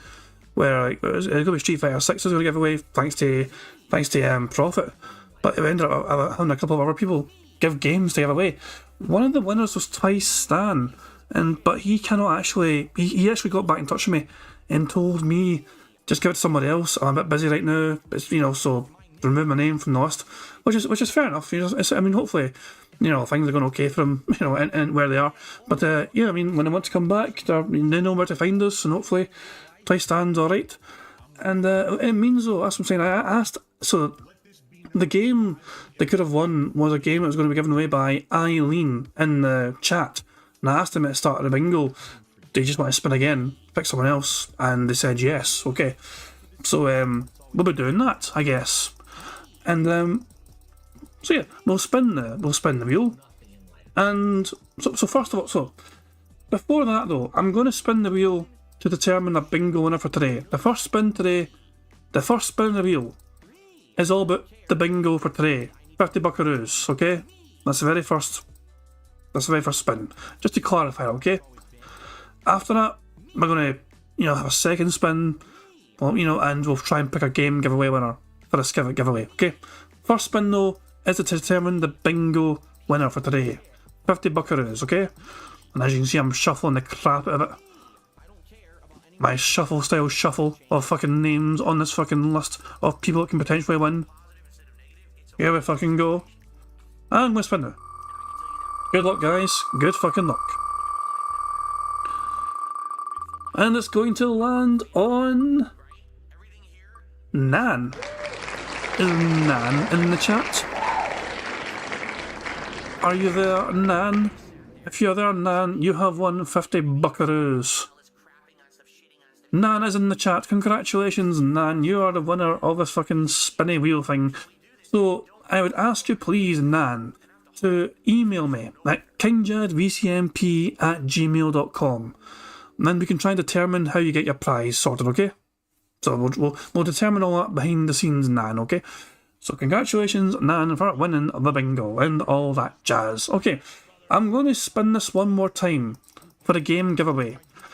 Now, if I'm correct, this is a Steam game giveaway, I believe. Actually, let me check my emails, actually. Hold on, I can check my emails. Because, you actually did email me. Yeah, it was a Spyro. This is a Spyro Steam code, okay? And, blah, blah, blah, blah. So here we go. So, I'm going to spin this one more time as a code for the Spyro Reignited Trilogy on Steam. And I'm not going to amend the wheel. It might land with Jasper's Angels. If it does, I'll just spin it again. So good luck. Who's going to win the free game? Thanks to Eileen for giving it away. BST. BST, I know you're a regular in the chat. Are you here right now, good buddy? BST, where are you? You have won Spyro Reignited on Steam, courtesy of Eileen. I'm not even sure BST's actually here right now, but yeah, if they are, then congratulations, BST. They're definitely a regular, I know that much. Because usually we have to make sure we have like the last word when we're ending the bingo. But yeah, BST has won the giveaway and hopefully able to take it. As I said, I've seen an email, as I said, it's a shame. Also, Twice Stan had originally won the bingo, the game giveaway. But they have got, they left a message to me saying that I'm not going to be able to attend streams for the foreseeable ever. Hopefully, everything's okay, Twice Stan. So, wishing, I'm not sure what's going on exactly with Twice Stan, but hopefully all is well. Hopefully it's nothing too serious, whatever. Hopefully it's just a case of real life is, it just is what it is, whatever. But hopefully there's nothing bad going on, okay? So I'm sending good positive vibes out to Twice Stan anyway. And obviously thanks again to Eileen for the game giveaway. This is the thing though, because the podcast is done, we don't even need to watch any more of this crap anymore. We've won bingo. I mean, we could randomly fucking keep going. I don't know, do we want to fucking keep going? Is there a point in keeping going playing fucking bingo? We've won. The giveaway's done.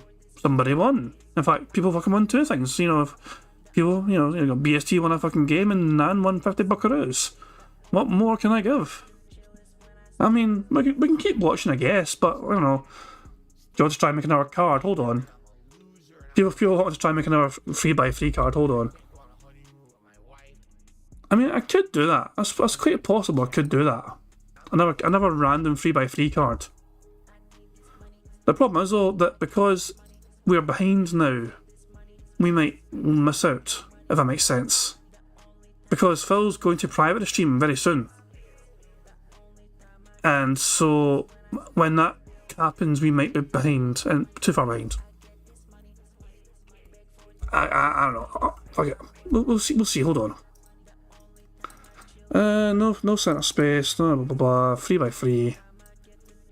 Somebody give me a number between 1 and 50. Fuck it. Somebody give me a number between 1 and 50. You're a fucking loser. You should not support this guy. He had an opportunity. The very first number in chat I saw was 4. And he wouldn't do it. We'll go with the fourth card then. What about this one? You're gonna give him $50 to pay his fucking bills? Nah. This card right here. Keep your money. Fuck that. On the left hand side here. This is the fourth bingo card. But I don't know, we'll just fucking keep going, why not?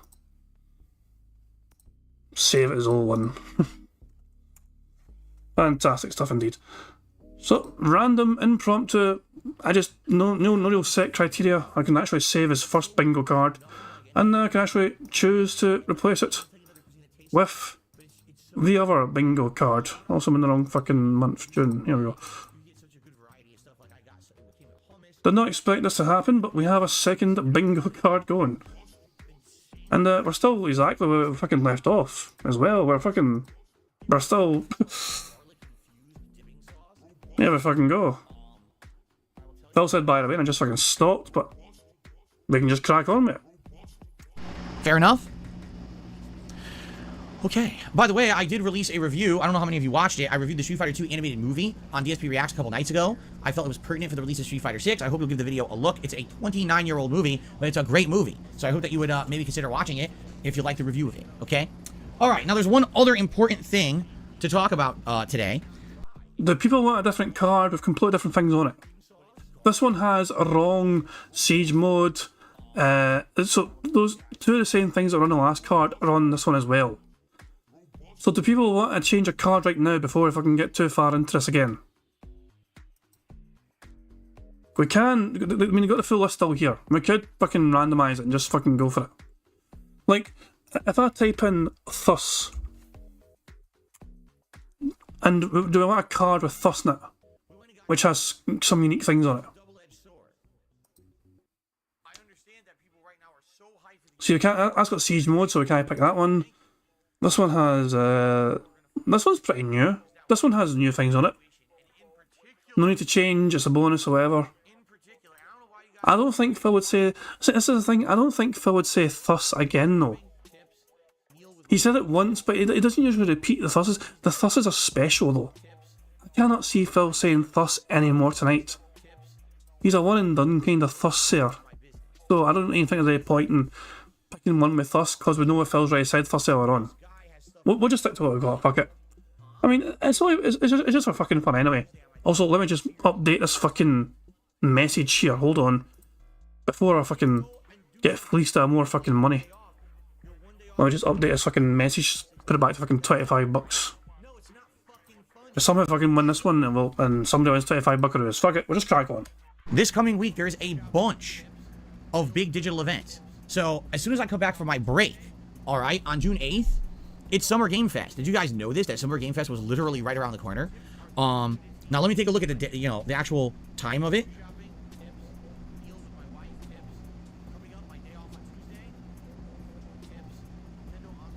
Here it is.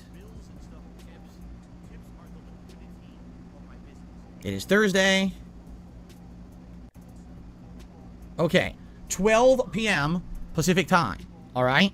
So essentially, what I will do is I will do an abridged stream of the Level 1 podcast before this starts.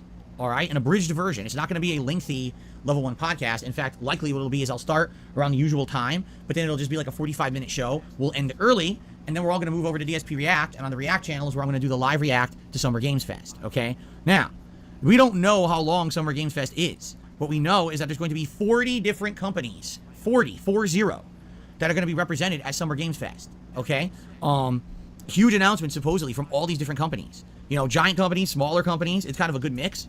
We're supposed to hear about Mortal Kombat for the first time and see actual gameplay, you know, updates on all kinds of different stuff. It's going to be big. It's going to be a very big, interesting, and informative event. So yes, absolutely, I'll be live covering Summer Games Fest this coming Thursday, June 8th, 12 p.m. Pacific time on DSP React. It'll be a live react. We watch it together. I'm rebroadcasting it. I'm reacting live. And will I do anything after that? Typically, as you know, my first streams run till 4 p.m. Pacific time. Perhaps what I will do is, as we're watching the show, take notes, and then after the show ends, let's say the show is a 2-hour show and it ends around 2:30 p.m. I'll probably take a break and then come back and do like an hour where I just interact with you guys and we talk. I'll do a summary of what I liked, what I didn't like, you know, and we can have a live discussion about the whole thing. I don't necessarily think it's going to make sense to try to cram in gameplay on that stream, all right? Now, since that's the day stream that day, it might mean that that night I play Street Fighter 6 rather than Diablo, you see? Now, the next digital event that's happening, you can find this one too, is the Xbox Games Showcase, okay? This is going to be the 11th, so that is a Sunday, correct? That is the Sunday. It's a week from today, actually, right? Now, the annoying thing about this, they've decided to do it like fucking early. I think it's 10 a.m. Let me take a look at this. Where the hell is the date? Yeah, 10 a.m. Pacific time. It's just stupid. They're doing it so goddamn early, right? So anyway, since it's 10 a.m. Pacific time, as you know, usually my stream would start at 10:45 a.m. Well, that means I gotta start early, and that means no podcast that day, all right? Essentially what'll happen is my stream... What? Can you repeat that, please, Phil? Where the hell is the date? Yeah, 10 a.m. Pacific time. It's just stupid. They're doing it so goddamn early, right? So anyway, since it's 10 a.m. Pacific time, as you know, usually my stream would start at 10:45 a.m. Well, that means I gotta start early, and that means no podcast that day, all right? What day is this? What day is Phil talking about? What day are we being denied bingo because Phil's not doing a podcast? This little piggy is pissing me off. Next Sunday, the 11th. That motherfucker. No, 11th, Thursday. People are saying it's Thursday and people are saying it's Sunday. Hold on. Rather than Diablo, you see. Now, the next digital event that's happening, you can find this one too, is the Xbox Games Showcase. Okay, this is going to be the 11th. So that is a Sunday, correct? So, okay. I guess next Sunday there is no bingo because there is no podcast to do bingo for. Or we could do a special, you know, some sort of live stream, Phil barely reacts, bingo card. I don't know how well that would work. I don't know. I can try and work something out. Maybe have some very special card for Phil very poorly reacting to a fucking live stream. Correct? That is the Sunday. It's a week from today, actually, right? Now, the annoying thing about this, they've decided to do it like fucking early. I think it's 10 a.m. Let me take a look at this. Where the hell is the date? Yeah, 10 a.m. Pacific time. It's just stupid. They're doing it so goddamn early, right?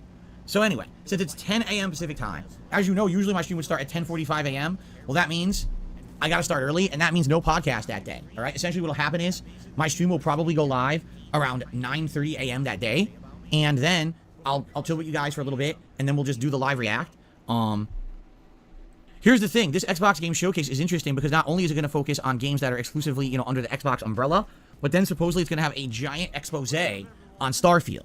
So not only will there be a lot of independent games, you know, or not independent, but individual games to talk about that are under the Xbox studios, but then, you know, Starfield, the last time we saw it, looked very underwhelming and very disappointing, quite frankly, to me. I thought it kind of looked like a combination of Fallout and No Man's Sky, and I didn't think it looked very good at all. I thought that it was actually quite underwhelming, and this is supposed to be the giant new game, right, that's supposed to get you to be excited for games on Xbox. The new Bethesda IP that's been hyped for years and years. So this is kind of their make or break moment. It's their chance to present something that's going to be something people want to play and isn't just, oh, it looks like a knockoff of other games, right? I'm hoping it's good. I'm really, really hoping the game looks much better now than it did before. Because admittedly, I thought that it did not look good. But we're going to see. So what I'm going to do is basically what I just said for the Summer Games Fest is going to be the same thing that Sunday, where it's going to be on DSP Reacts. It's not going to be on DSP Gaming. I'm going to do the live stream there. We're going to live react to the entire event.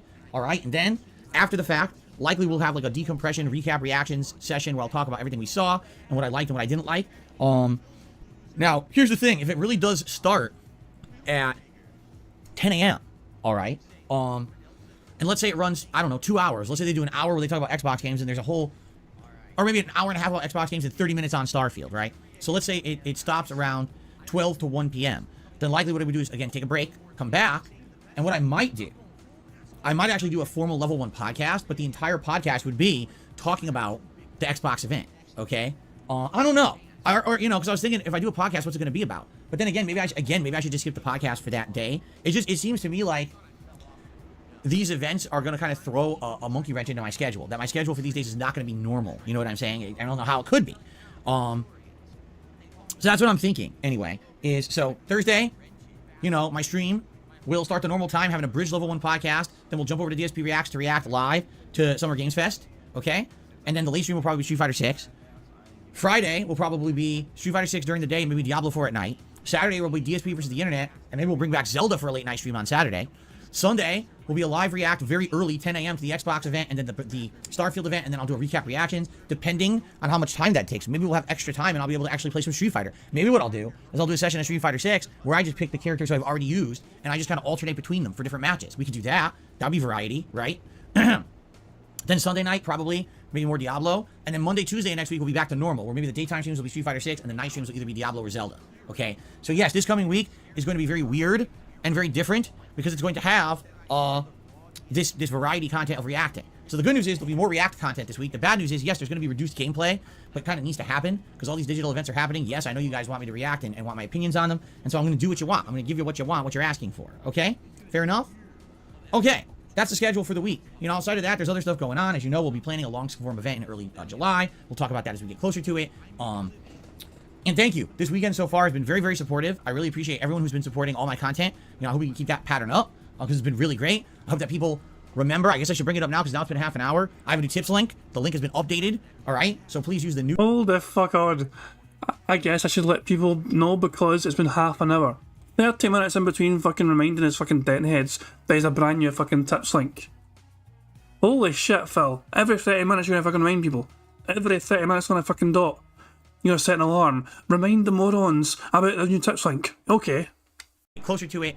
And thank you. This weekend so far has been very, very supportive. I really appreciate everyone who's been supporting all my content. You know, I hope we can keep that pattern up, because it's been really great. I hope that people remember. I guess I should bring it up now, because now it's been half an hour. I have a new tips link. The link has been updated. All right? So please use the new tips link to send tips on the streams. I updated it in the command for the bot. I updated it in the description of this video. In the description of all the videos moving forward, it'll be different. I updated it on the YouTube channels. So basically, it's an updated link for everyone to tip. Please use a new one. Don't use the old one, but I know what's going to happen. Some people will forget or won't know because they're not going to watch this podcast. The thing is, I don't want to post it up publicly everywhere, because people are going to be like, oh, Phil's asking for tips. Like, no, I just wanted to let you know there's a new link, but undoubtedly, whenever I do something like that, people spin it to something negative. So I'm trying to spread... Yeah, you are asking for fucking tips, so fucking you're doing it right fucking now, you fucking moron.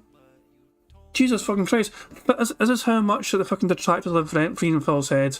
He's scared to go on Twitter and remind everyone on there that he has a new fucking updated tips link, because he's fucking fearing the backlash from the internet in general. Like, what if Moist Critical sees him fucking asking for fucking tips on a different format? He wouldn't want Sir Moist to fucking think poorly of him again, would he? Holy fucking shit. Bob Ender says, I came here at the recommendation of Steve Dead. The stream's cool. Love the bingo. I'm glad you're enjoying yourself. Yeah, Steve Dead's pretty cool people as well. Yeah, isn't Steve doing a thing right now with Decepticon? Yeah, I think Steve Dead is Decepticon's special guest to endure the react with later on, in case you guys are curious to enjoy that. Spread the word on every stream I'm doing moving forward. There's a new tips link. Please use the new link. Okay? Okay. There's really no game news to talk about right now. Okay, but what I'd like to do is, you know, do a couple. There's only one. Well, there's a couple shout outs to do. All right, I'll do a few shout outs, and then essentially we're just gonna do Q&A, and shout outs if anyone contributes, and then we're gonna get set up for the React show. Okay? Sound good? All right, but before we do that, if you can give me 1 second, I just need to step out for 1 second. I'll be right back, and then we'll continue on. Thanks. I'll be right back. What the fuck? I need to step out for 1 second? Also, the door was closed, which makes me think Cat is home. Cat's not at work today. The cat is home. Now, if Cat was away at work, the door would have been open, which means Jasper would have been roaming. But the door was closed, which means that Cat is home. Phil, by the way, has not alluded to what the fuck's going on behind the scenes with him and whatever. He did not say why he was late today. Apparently it's something that happened, he couldn't help it. It's strange. Who knows? And yeah, fucking the Zelda fucking jammies, Jesus fucking Christ. Let's fast. Well, here we go. He's back, everyone. Okay. I'm back. Alright, let's do some shout-outs. So first of all, there were a couple overnight tips, okay? Now, again, this is one of the reasons why I'm a little concerned is there have actually been actively people who've been tipping overnight while I've been playing Street Fighter 6, and now there's a new tips link. Hopefully they'll use the new tips link and not be confused like what's going on here, okay? But I have 2 overnight tips to shout out. We start off today. I do hope one of his fucking dentheads asks him why he needs a new fucking tips link. I really do hope that is the case. One of his fucking dentheads asks him, why the hell do you have a new link? What happened to the old link? Why is there an updated link? It would be... I never even thought about it, but has Phil actually updated the fucking tips link for tax reasons? Why? Is that even a thing? Why is Phil using multiple different PayPal accounts then? What the fuck? I mean, I'm actually trying to get my head around this. I really am. Like, why would he have to use multiple different PayPal accounts? Why can't I just fucking use one? Like most normal fucking people. Fucking tax evading fucking scumbag. With a $10 tip from an anonymous tipper who says, awesome coverage is always my friend. So this is someone who was actually talking about my coverage of Street Fighter 6 last night. They really enjoyed it. I'm glad that you enjoyed it. Thank you for the anonymous $10 tip. You know, last night I got my butt handed to me with Lily because her build is so very different than other characters and plays nothing like T-Hawk, so I'm expecting one thing and she played completely differently. Like I said, by the end of the stream, I was on a freaking 7 win streak. And I was like, man, I hope I can keep this up. And then I ran out of time. I was like, oh man, I would have been able to probably get my wins back up because I lost more than I won with Lily. I did. I lost more than I won because the whole first like 10, 15 matches, I just lose. And then I finally... So yeah, that's a bingo because Phil said, oh, we are 4 away from another bingo. I kind of got into a rhythm. And I started doing much better, but it took so long to get into that rhythm that I'd already gotten so many, losses that I couldn't really come back from it. But it is what it is. That's what I mean. Like maybe this coming week I could do a stream where I do a variety of characters who I've already played with in Street Fighter 6, so that way I can maybe have a second attempt at Lily. We'll see. Okay. I also received a $30 tip from Game Trekker. All right. Now, in this case, it is a formal $30 tip. Why? Because this is not a tip related to Street Fighter. So he wanted to do the full $30 tip animation. There you go, Game Trekker. Let's get you on the leaderboard. Thank you very much for that. Okay. Good. So, what does Game Trekker have to say today? He says, with all the fighting game content... Excuse me. A little bit of frog in my throat. With all the fighting game content on your React show last week, it would be reasonable for a viewer to assume that I submitted one of those videos, but no. My submission last week was that one called They're Made Out of Meat. I gotta say, I'm pleased that you watched the whole thing. It's a favorite of mine. The acting is flawless, and the writing is this perfect combination of absurd and poignant. FYI, that video was a recent, higher quality upload. The original version is much older, and now has over 1 million views. My submission this week is more fighting game content, another moment from your ancient archives. Cool. That's good to hear. All right, excellent. Thank you very much to Game Trekker.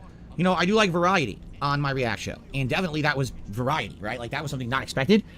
Apparently, so Phil's updated PayPal information has a strange little disclaimer. Phil has this in his PayPal. Apparently, according to D-Dog, Phil has this in his PayPal. You can support my streams and on-demand videos by tipping here and receive live shoutouts and animations in return. Disclaimer: no refunds allowed. Please include your desired name in the tip, and thanks. I mean, I'm still so confused why Phil had to suddenly randomly update his PayPal information unless he's trying to fucking skirt around some sort of fucking tax regulation sort of thing. It has come out of fucking blue, out of fucking nowhere. Imagine if that $1,000 tip actually hurt Phil more than anything else, and he's fucking been like like PayPal fucking chased him up about it or some pish. That would be incredible. I don't know if that's what's causing all Phil's fucking problems right now, but that would be fucking hilarious if it was. Phil's actually fucking too successful for his own fucking liking, and fucking PayPal's asking too many fucking questions. PayPal trying to fucking detractors at his fucking rate. And something very different. So thank you for that submission. Thank you for the tip. You know, Game Tracker always supporting the React content I do every week, and thank you so much for that, Game Tracker. Okay. On the YouTube side of things, we have one super chat so far this morning. It is from HN. They said, what are your thoughts on Hitbox boards? Do you use one? So many of you probably have no idea what that means. I've done a little bit of research on this recently. So allow me to explain, okay? When you're playing a fighting game, you have choices. You can use a standard game controller for your console or for PC. That's one thing you can do, okay? You can use a competitive fighting game joystick, which is a little different. When you're using a controller, you're either going to be using the D-pad and the buttons, or you're going to be using a thumbstick and the buttons. When you're using a competitive controller, you're going to be using a joystick and the buttons. But there is a third control type, for those who don't know. It is called a hitbox, and this has become way more prominent in the last 3 to 4 years in the competitive fighting game circles. So what is a hitbox?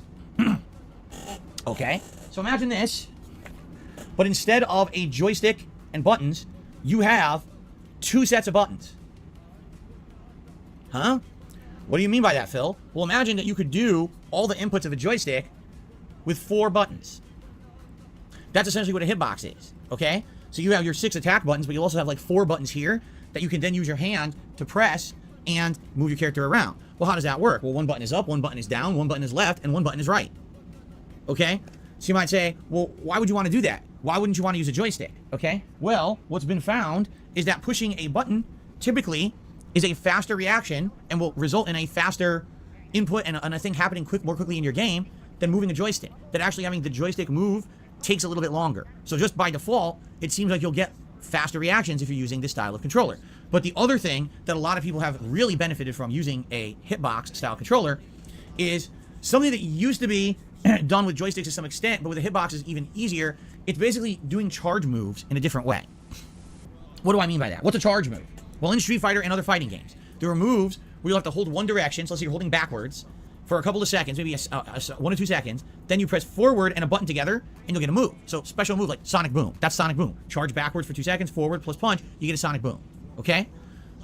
But if you think about it, how do you do that? Use your thumb or your joystick, and you hold one direction, then push the other. So you can either only be holding back or forward. With hitboxes, you can hold multiple directions together at once.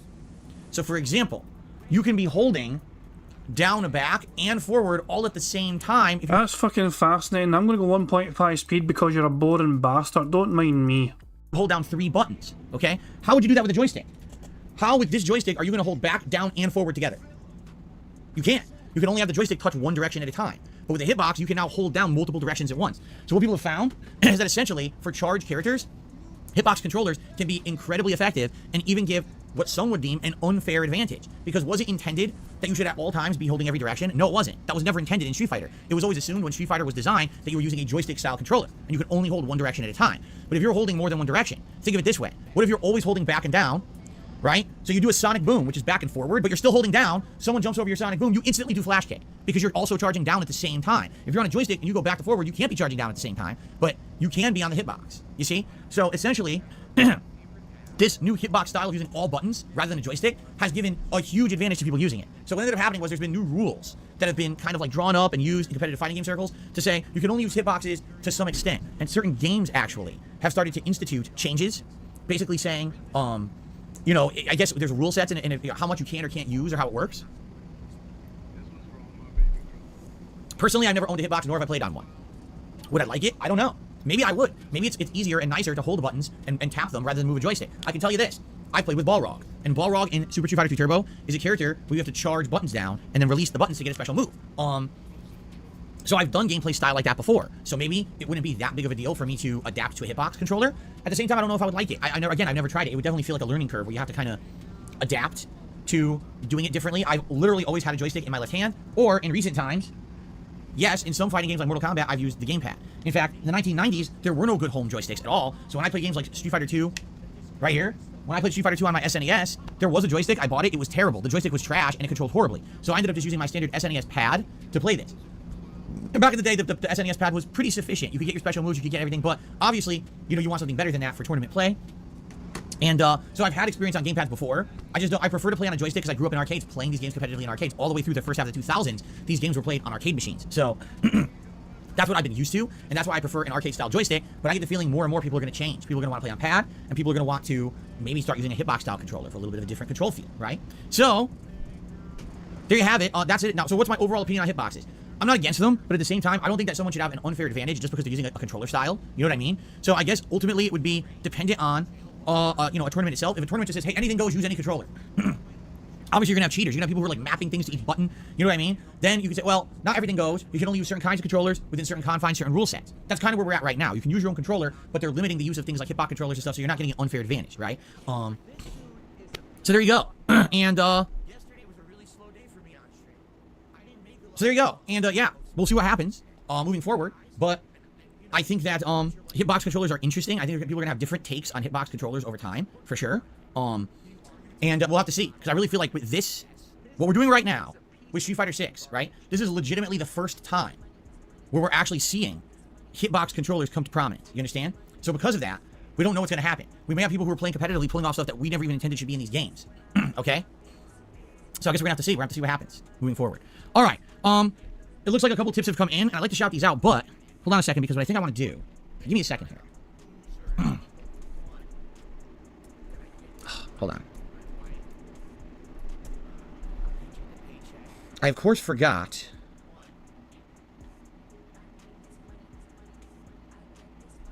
to set up one thing when it comes to this new tips link. I want to see if I can set this up. Let's see. See, I don't want that. Yeah, see, I don't want this one. Let's do this.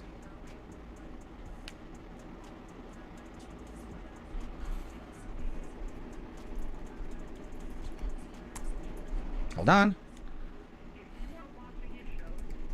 Sorry that I didn't have this all set up. I thought I did, and I realized I screwed it up. I didn't have it all set up.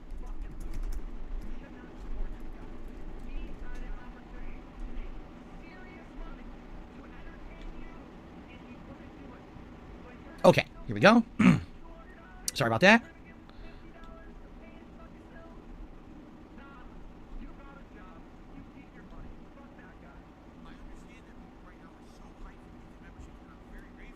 So, I'm just trying to fully set everything up. Okay. I don't like how this looks. I don't like how this looks at all. Hold on. Can I do this? That doesn't really... Can I do this? Yes. Here we go. Okay, that's better. That actually looks much better. If I do this, does that screw it up? Yeah, if I do it like that, that's better. Okay. Okay. Shoutouts.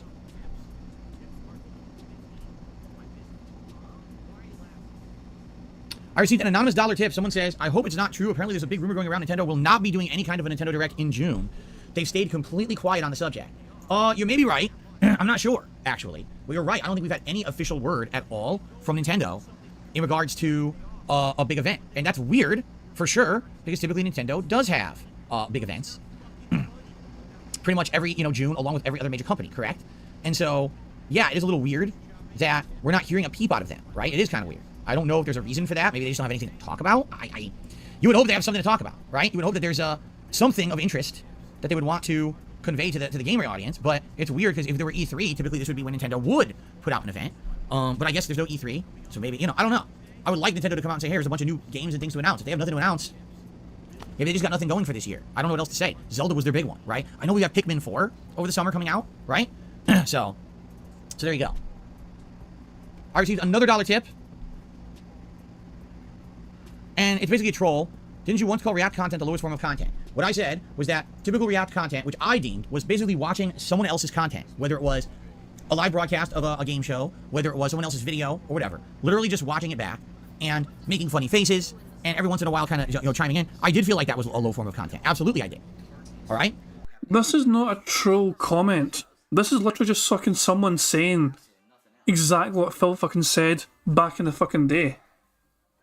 Like, if you go to fucking Pig Go, if we went to fucking Pig Go right now, and we search words React content, and we fucking go back in time to like fucking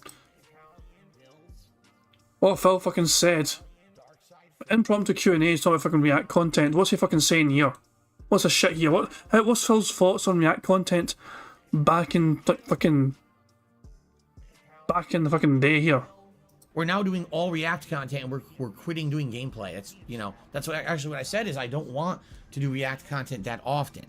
I want it to feel like something special when I do it. Shut the So fuck guys, up. what would be other React content that you'd be interested in seeing? Not even before that, even before all this crap. Even before all that fucking crap, hold on. Let's see, React content.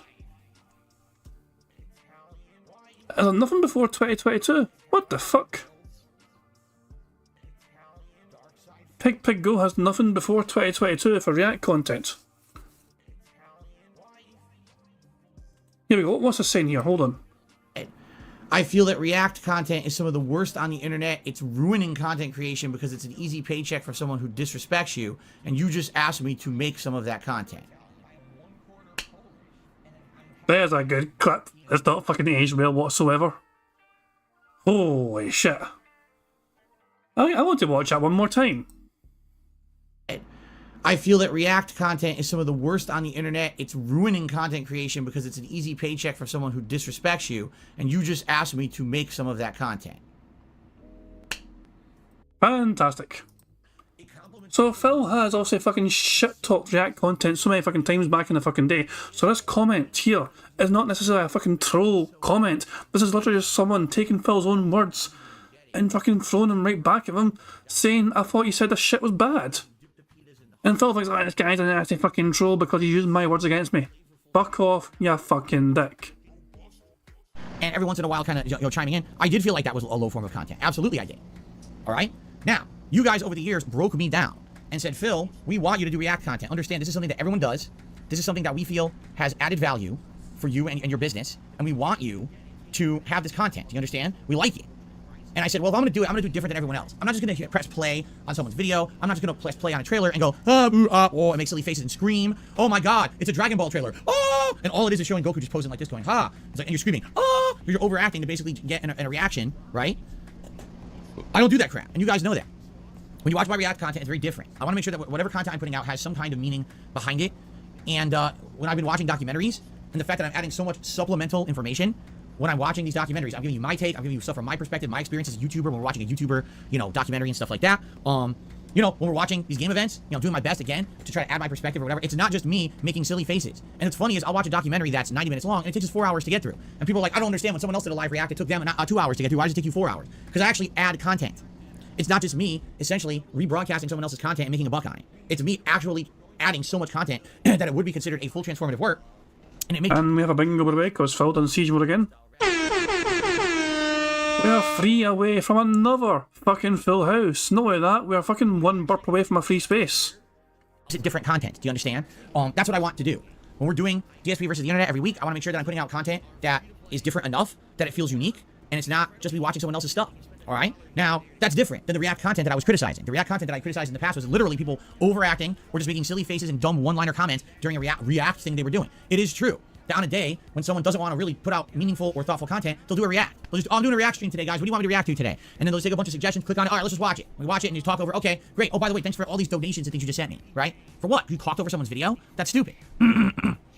But for me, I'm trying to do it very differently. As you see, with DSP Reacts, it is a very different style of channel. No, it's not. No, it's fucking not. You're literally just fucking described your own fucking shitey fucking Saturday show.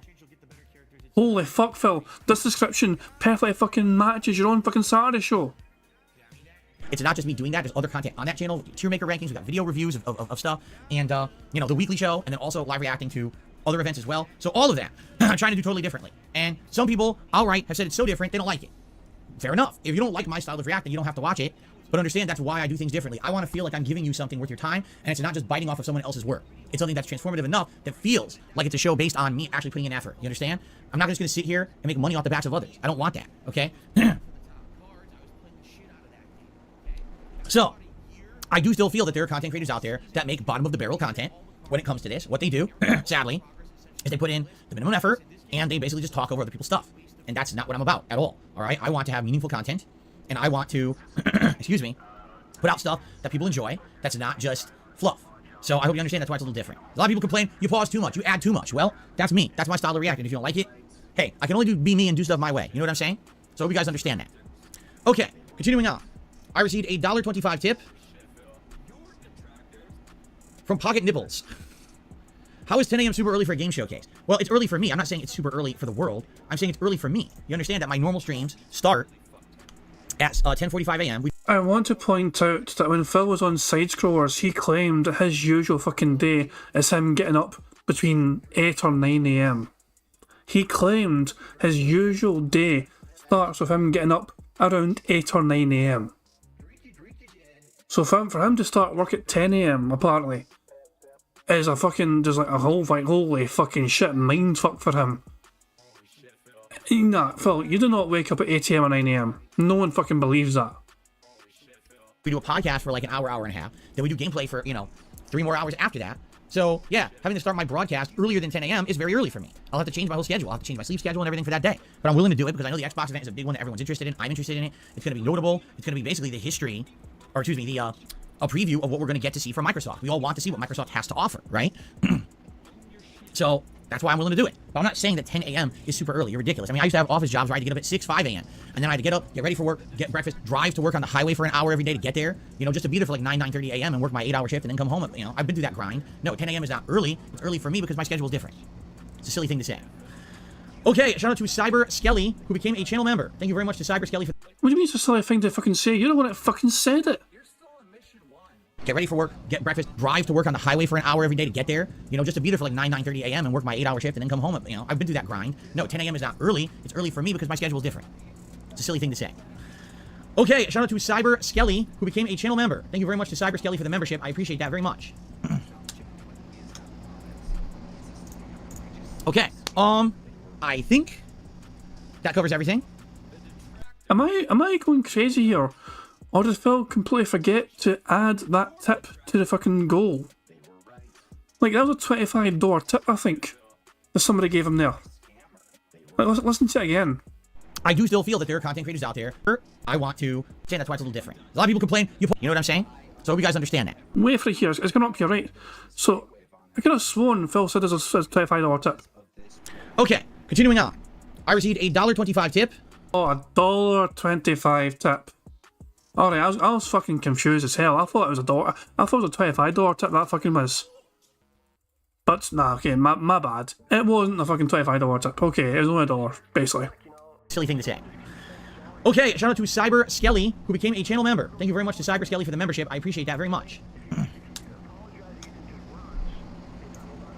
Okay, I think that covers everything. I think so. Cool.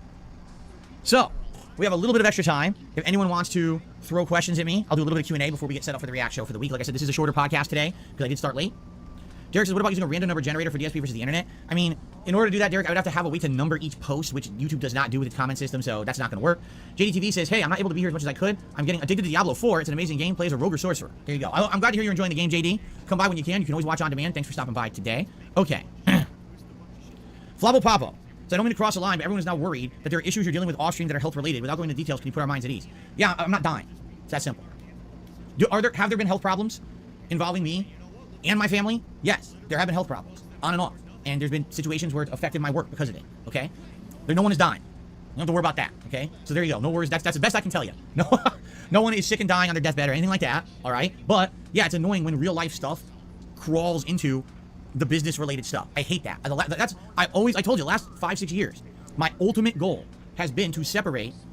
Okay, it said go, so I'm going to fucking tick that right now before I forget, and that's now fucking bingo.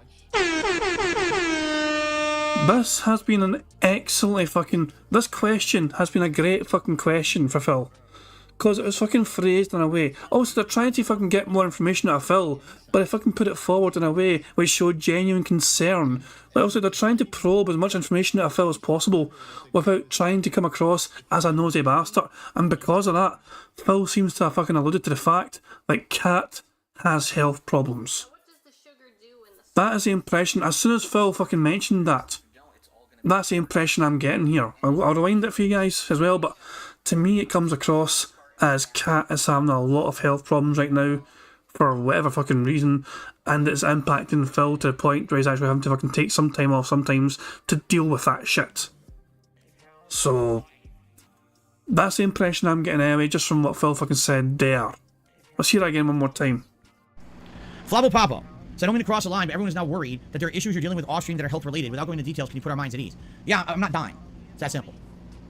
Have there been health problems involving me and my family? Yes. The fact that he says, and my family, he did not even fucking need to fucking include that whatsoever. But he felt the obligation to fucking make sure he included and my family in there. Which makes me think it is, whatever the fuck is going on, it's cat related. As in, the wife, not Jasper. There have been health problems, on and off. And there's been situations where it's affected my work because of it, okay? No one is dying. You don't have to worry about that, okay? So there you go. No worries. That's the best I can tell you. No one is sick and dying on their deathbed or anything like that, all right? But, yeah, it's annoying when real-life stuff crawls into the business-related stuff. I hate that. I told you, the last 5-6 years, my ultimate goal has been to separate personal and professional. I want to have a personal life over here and a professional life over here, and they're purposefully separated, and they don't bleed into each other. And it's not always possible. It's just not. It's not always possible that can happen, all right? And I get that, and it sucks. You get a day, I'm late. A day, I can't stream today. There's stuff going on personally in my life. It sucks, all right? But that's life. As you get older especially, more stuff like this happens. You know? What it is when you're young, and everything's great, you know, you kind of take it for granted. And then as you get older, and things start to creep up, and things happen, oh shit, you know, I had it good when I was younger, and I didn't even realize it. I had freedom to do whatever I wanted with my time. There was no extenuating circumstances that would come up and force me to not be able to do what I had planned and stuff like that. And now, you know, I'm getting older, now that shit happens. It's like, you learn to deal with it. You roll with the punches, you know what I'm saying? But no, I don't want anyone to freak out and think that there's something horrendously impending, awful happening behind the scenes like that. Not to that extent, you know. Don't worry in that regard, you know. At least what I should say is, see, and I know I say that, and this is why that was really stupid, because when I say shit like that, then it always blows up in my face. So let me just put it this way. As of right now, okay, nothing like that. That doesn't mean that something couldn't change, because then what happens if something happens, you know, someone's in the hospital, and you're like, well, you just said that nothing was bad. Well, yeah, as of now, to my knowledge. Like I said, knock on wood, right? Not that I'm superstitious, but that's what I mean, like, it always seems to be like when it rains, it pours, right? So it starts with a little leak, and the next thing you know, you have a river coming through your house. Like, Jesus. So let's hope that things stay, you know, the way they are, and it's not so bad, right? I mean, really, I know it sucks, but the older I get, more I'm like, Jesus, I just know it's coming, right? I just know it's coming because I said one thing, so now it's got to come back to bite me in the ass because I said that, right? No, this desk actually is real wood. This is a real wood desk here. Because someone said it's not wood, it's plastic. That's actually false, right? Okay. Happy Sunday to you, Derek. He's having a fun. I'm ready for a fun react stream today. Good to hear. Gear 5 Luffy says I enjoyed the lesson of arcades and hitboxes. I'm glad. Again, I'm just giving you a very general overview. I don't know the ins and outs of the technicalities of it because I've never used a hitbox controller before, so there's no way I could give you the ins and outs of it. You know what I mean? Do I know who I'm playing tonight on the late stream for Street Fighter 6? I got an idea. I got an idea of who I want to use. I think it's an interesting for variety purposes yet again. Let's put it that way. All right. So I think I know who I want to use tonight. I think I have a good idea, but I'm not gonna spoil. Brownie Times is their birthday. Well, happy birthday to you. How much of the submissions for my reaction do I watch beforehand? 0. What I do is people leave a link or a text description of what the video is, and literally all I do is I open it in a browser, all right? It'll load that video and show the title, and typically if there's a warning or whatever that says, oh, this is adults only or whatever, it's been flagged for something, it'll tell me right away, and then I know if I can include it or not, and then I add it to the playlist. Most of the videos I never even click play on, okay? So I don't see them. Every once in a while, if there's one that I look at like, oh, what is this? This looks kind of questionable. I want to be sure that it's in line with the kind of content that I'm putting out. I want to make sure it's not something, you know, ridiculously adult-oriented or overly violent. Or, you know what I'm saying? Like, you have to be careful on YouTube. So I'll sometimes have to screen something, but usually I don't. Usually when I'm watching stuff on the React Show, it's the first genuine time I've seen it. It's just the title of the video that I've seen previously. So. Ooh, a Vietnamese banh mi sandwich, Derek. What kind of protein are you having? Because I had a banh mi and I had tuna, but it was very weird. And I felt like I should have got different meat on it. I didn't think that the tuna was representative of what the banh mi should have been. Lost Boys, I know you're joking. No, this channel is not a cult. That's absolutely ridiculous. If it were a cult, I would absolutely demand an initiation fee. And I don't do that. My content is free. So, there you go. Yeah, it would be like Scientology, right? Right, of course. Your content's free. You're literally fucking forcing people to fucking pay you money to be a member to fucking submit React content for the content you're just fucking talking about. It is absolutely a fucking cult. You cunt. Ham? Your banh mi has ham? That sounds good. Canadian Kirk says he's having veal. What is veal escalope? I don't know what that is. What's an escalope? Okay.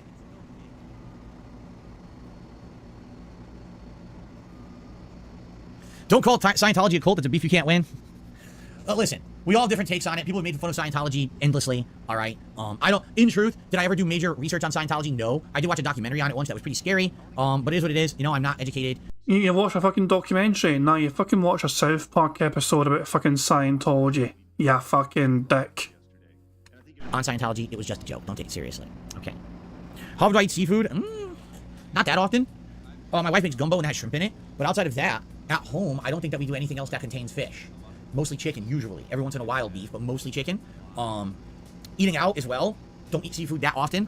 You know, every once in a while, we'll go to a restaurant that has seafood, but it's not that often. So I would say seafood is actually not that often at all. Like I said, the one thing is usually the gumbo. I've never heard of Starry Soda, Willow, so I don't know what to say about that. I mean, the absolute mean bastard part of me just wants to make the obvious fucking cat's on a seafood diet. When she sees food, she eats it.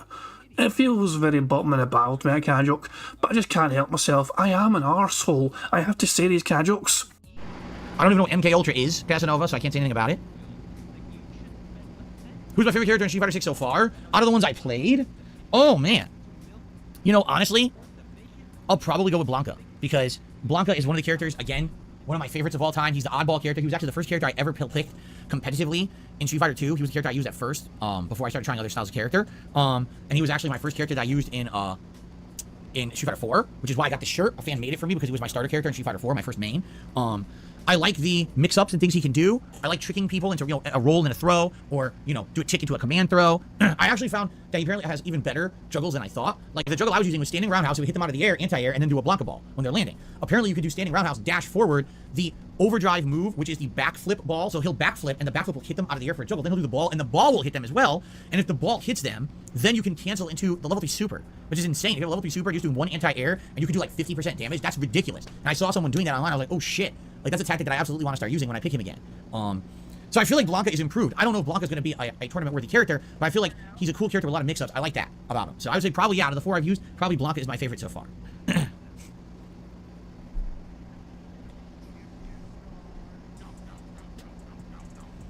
Is Kat playing or interested in playing Street Fighter 6? She's interested in playing the World Tour. She has zero interest in playing it competitively. I already talked to her about it. She's like, nah, I don't really want to play it online. If I get it, it'll be for World Tour mode. Thing is, she's playing Diablo. And Diablo, you know, she loved Diablo Immortal. And so now she's playing Diablo, you know, on console, on the Series S. And she absolutely loves it. She's immersed in it. And I get the feeling this is going to be very immersive for her for a long time, because as you know, Diablo games are very lengthy, right? So she'll probably be playing the crap out of that for a while. And maybe she'll even do the post-game content, right? I don't know. So the thing is, if Diablo didn't come out this week, she probably would have gotten Street Fighter 6 and would have played through the World Tour mode. You know, it's similar to Yakuza. So probably that's what she would have been playing, but because Diablo came out, that's what she's playing at. Just to let you guys know, we only need one of these things to be said. We have a free space. Phil has had 10 burps on his podcast, which has earned us a free space. So if Phil says disgusting or wrong, we have won another fucking bingo. Ooh. The damn man says, I saw you review the Street Fighter 2 animated movie today. Maybe we want to rewatch it. It is a classic. I agree. All right, guys, we got to get going because I have to set up for the React show. So, absolute last chance if you want to ask a question or whatever. And then we're going to adjourn. What'll happen is when I adjourn the show, if you're watching live, a link will pop up that'll say go over to DSP Reacts. Please head over there, and I'll get set up over there. We'll get that shoot going. There'll be a little bit of a break for me to stretch my legs, use the bathroom between, and then we'll get started over there. Jeffrey Walsh says we've hit 126 likes. Correct, and we've used that free space for the likes on the first bingo card. So, yeah, I'm not going to use the same, like, earned space on a second card. We used the free space for the likes on the first card. And now we've got bursts used on the second card. Bjorn saying, did I misunderstand you before? I thought you said the likes free space still counted. It would count. If we hit 200 likes, it would have counted, Bjorn.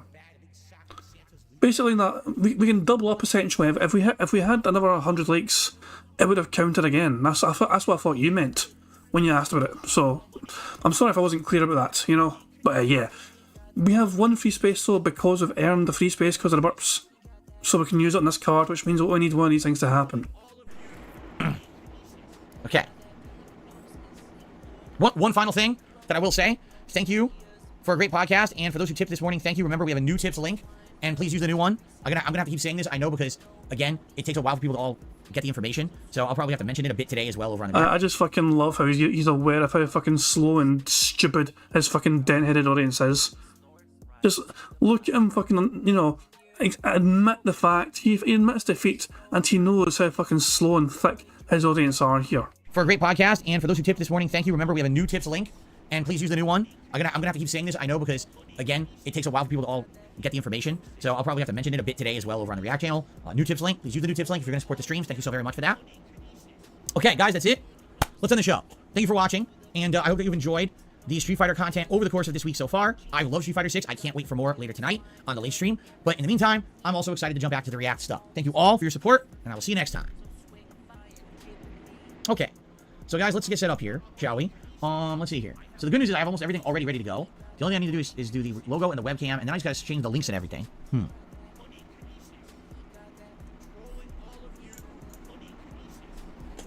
we go.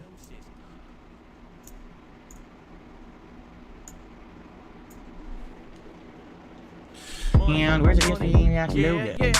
Money, money, oh, money, money, yeah, money, money. Thank you very much to Music Light Show for subscribing to the channel, much appreciated. But the bingo's not over yet. We are still playing bingo. The bingo is not done. We actually might have a first time ever double bingo winning day. We are very close to it. So I'm not giving up. Aha. Okay, cool. All right, guys. I'm going to end the stream. You're going to see the link to go over to DSP Reacts. Please do so. Let me get that stream set up and rolling for you. And then I'll be back, and we'll get the show on the road. All right, thank you all. I appreciate that. Great P stream. And see you in a few. Thanks. Okay, and at this point, we will go over to his other fucking shite. These are the standard. Shut the fuck up, Phil. I'm going to rewind this live stream until the point that Phil is live and talking to his dumbass audience. Not then. Here to Oh, here we go. He's talking here. Hold on. Here we go. Okay, guys, we're actually going to just get started in a minute here. If you give me a second here to excuse me, to just get everything working, and I'm going to blow my nose quick too. Hold on one second, then we're going to get started. Remember, we need Phil to either say disgusting or wrong. We have a free space because we've earned it from Phil burping all those times. So if Phil just says either disgusting or wrong, we have another full house. We just need one of them, essentially. Oh.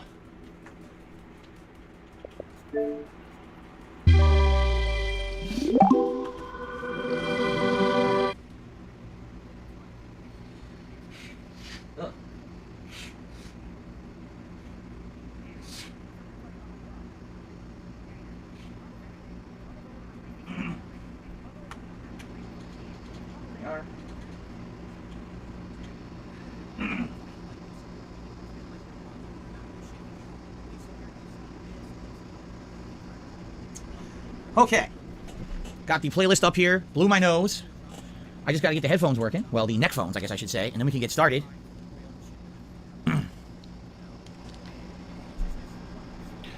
And by the way, I got the wrong link here, so hold on. I knew it, see? Oh my god, we've won. We've won. He had the wrong link, and we have a free space for the burps.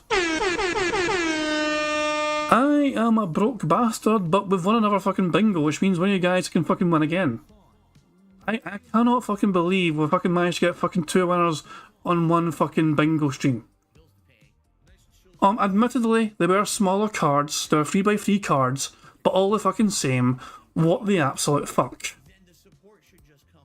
Jesus Christ, I must still have a fucking list of fucking people as well. I'm gonna give us a good shuffle again. I'm gonna go full screen. We're gonna give it a good shuffle. We actually fucking had another fucking winner. Jesus Christ. I'm gonna need to start fucking begging for tips at this fucking rate. People keep winning bingo way too fucking much. Why did I go with 3x3 cards? I was thinking 5x5 would have been too fucking cruel because it was a shorter podcast. He's only fucking late by 5 minutes. Anyway, it is what it is. We're done now. So let's spin this fucking wheel and determine who else is going to fucking win 25 buckaroos because of a full house.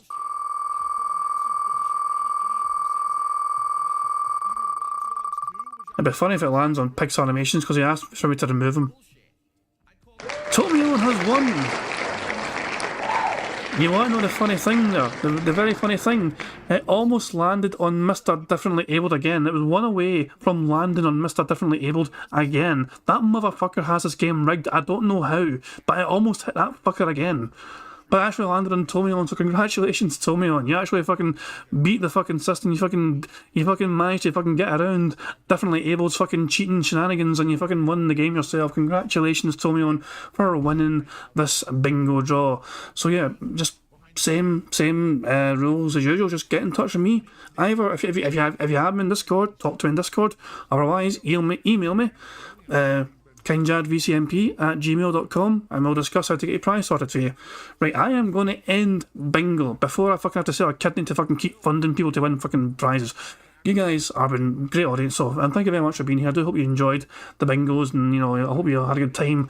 There is Decepticon is live right now. I'm actually going to set up right now. So screw Phil's fucking shitey fucking stream. Let's go to YouTube Studio and set up a live redirect so I can live redirect you guys to Decepticon's stream, because he'll be fucking enduring us with Steve Dead, okay?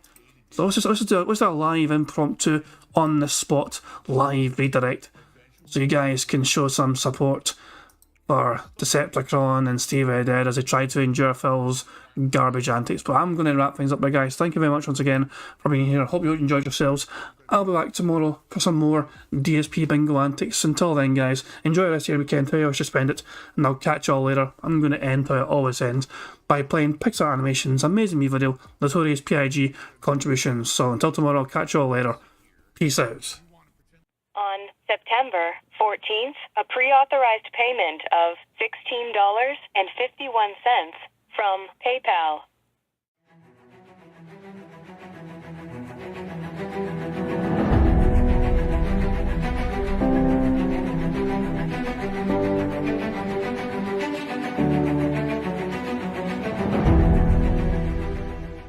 All right, Luna Mills has tipped me $1.30. It says, "I'm back. What's your favorite type of shower?" When you're showered in money. When you go outside and all of a sudden greenbacks start falling from the sky and you raise your face up, you're like, oh, you start dancing, you go, oh, money, money, yeah, yeah. All right, I don't know what the hell you're talking about, but thank you for the first tip of the day.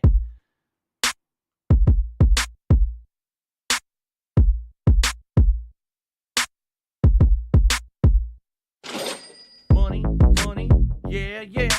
Money, money, oh, money, money, yeah, yeah. Money, money, money, money, yeah, yeah. Money, money, oh, money, money, yeah, yeah. These contributions are mandatory. Money, money, yeah, yeah. Money, money, oh, money, money, yeah, yeah. Money, money, money, money, yeah, yeah. Money, money, oh, money, money, yeah, yeah. These contributions are mandatory.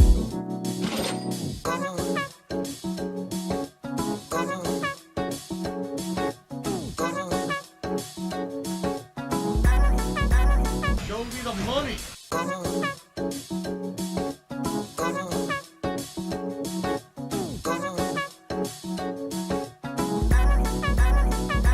Free. Money, money, yeah, yeah.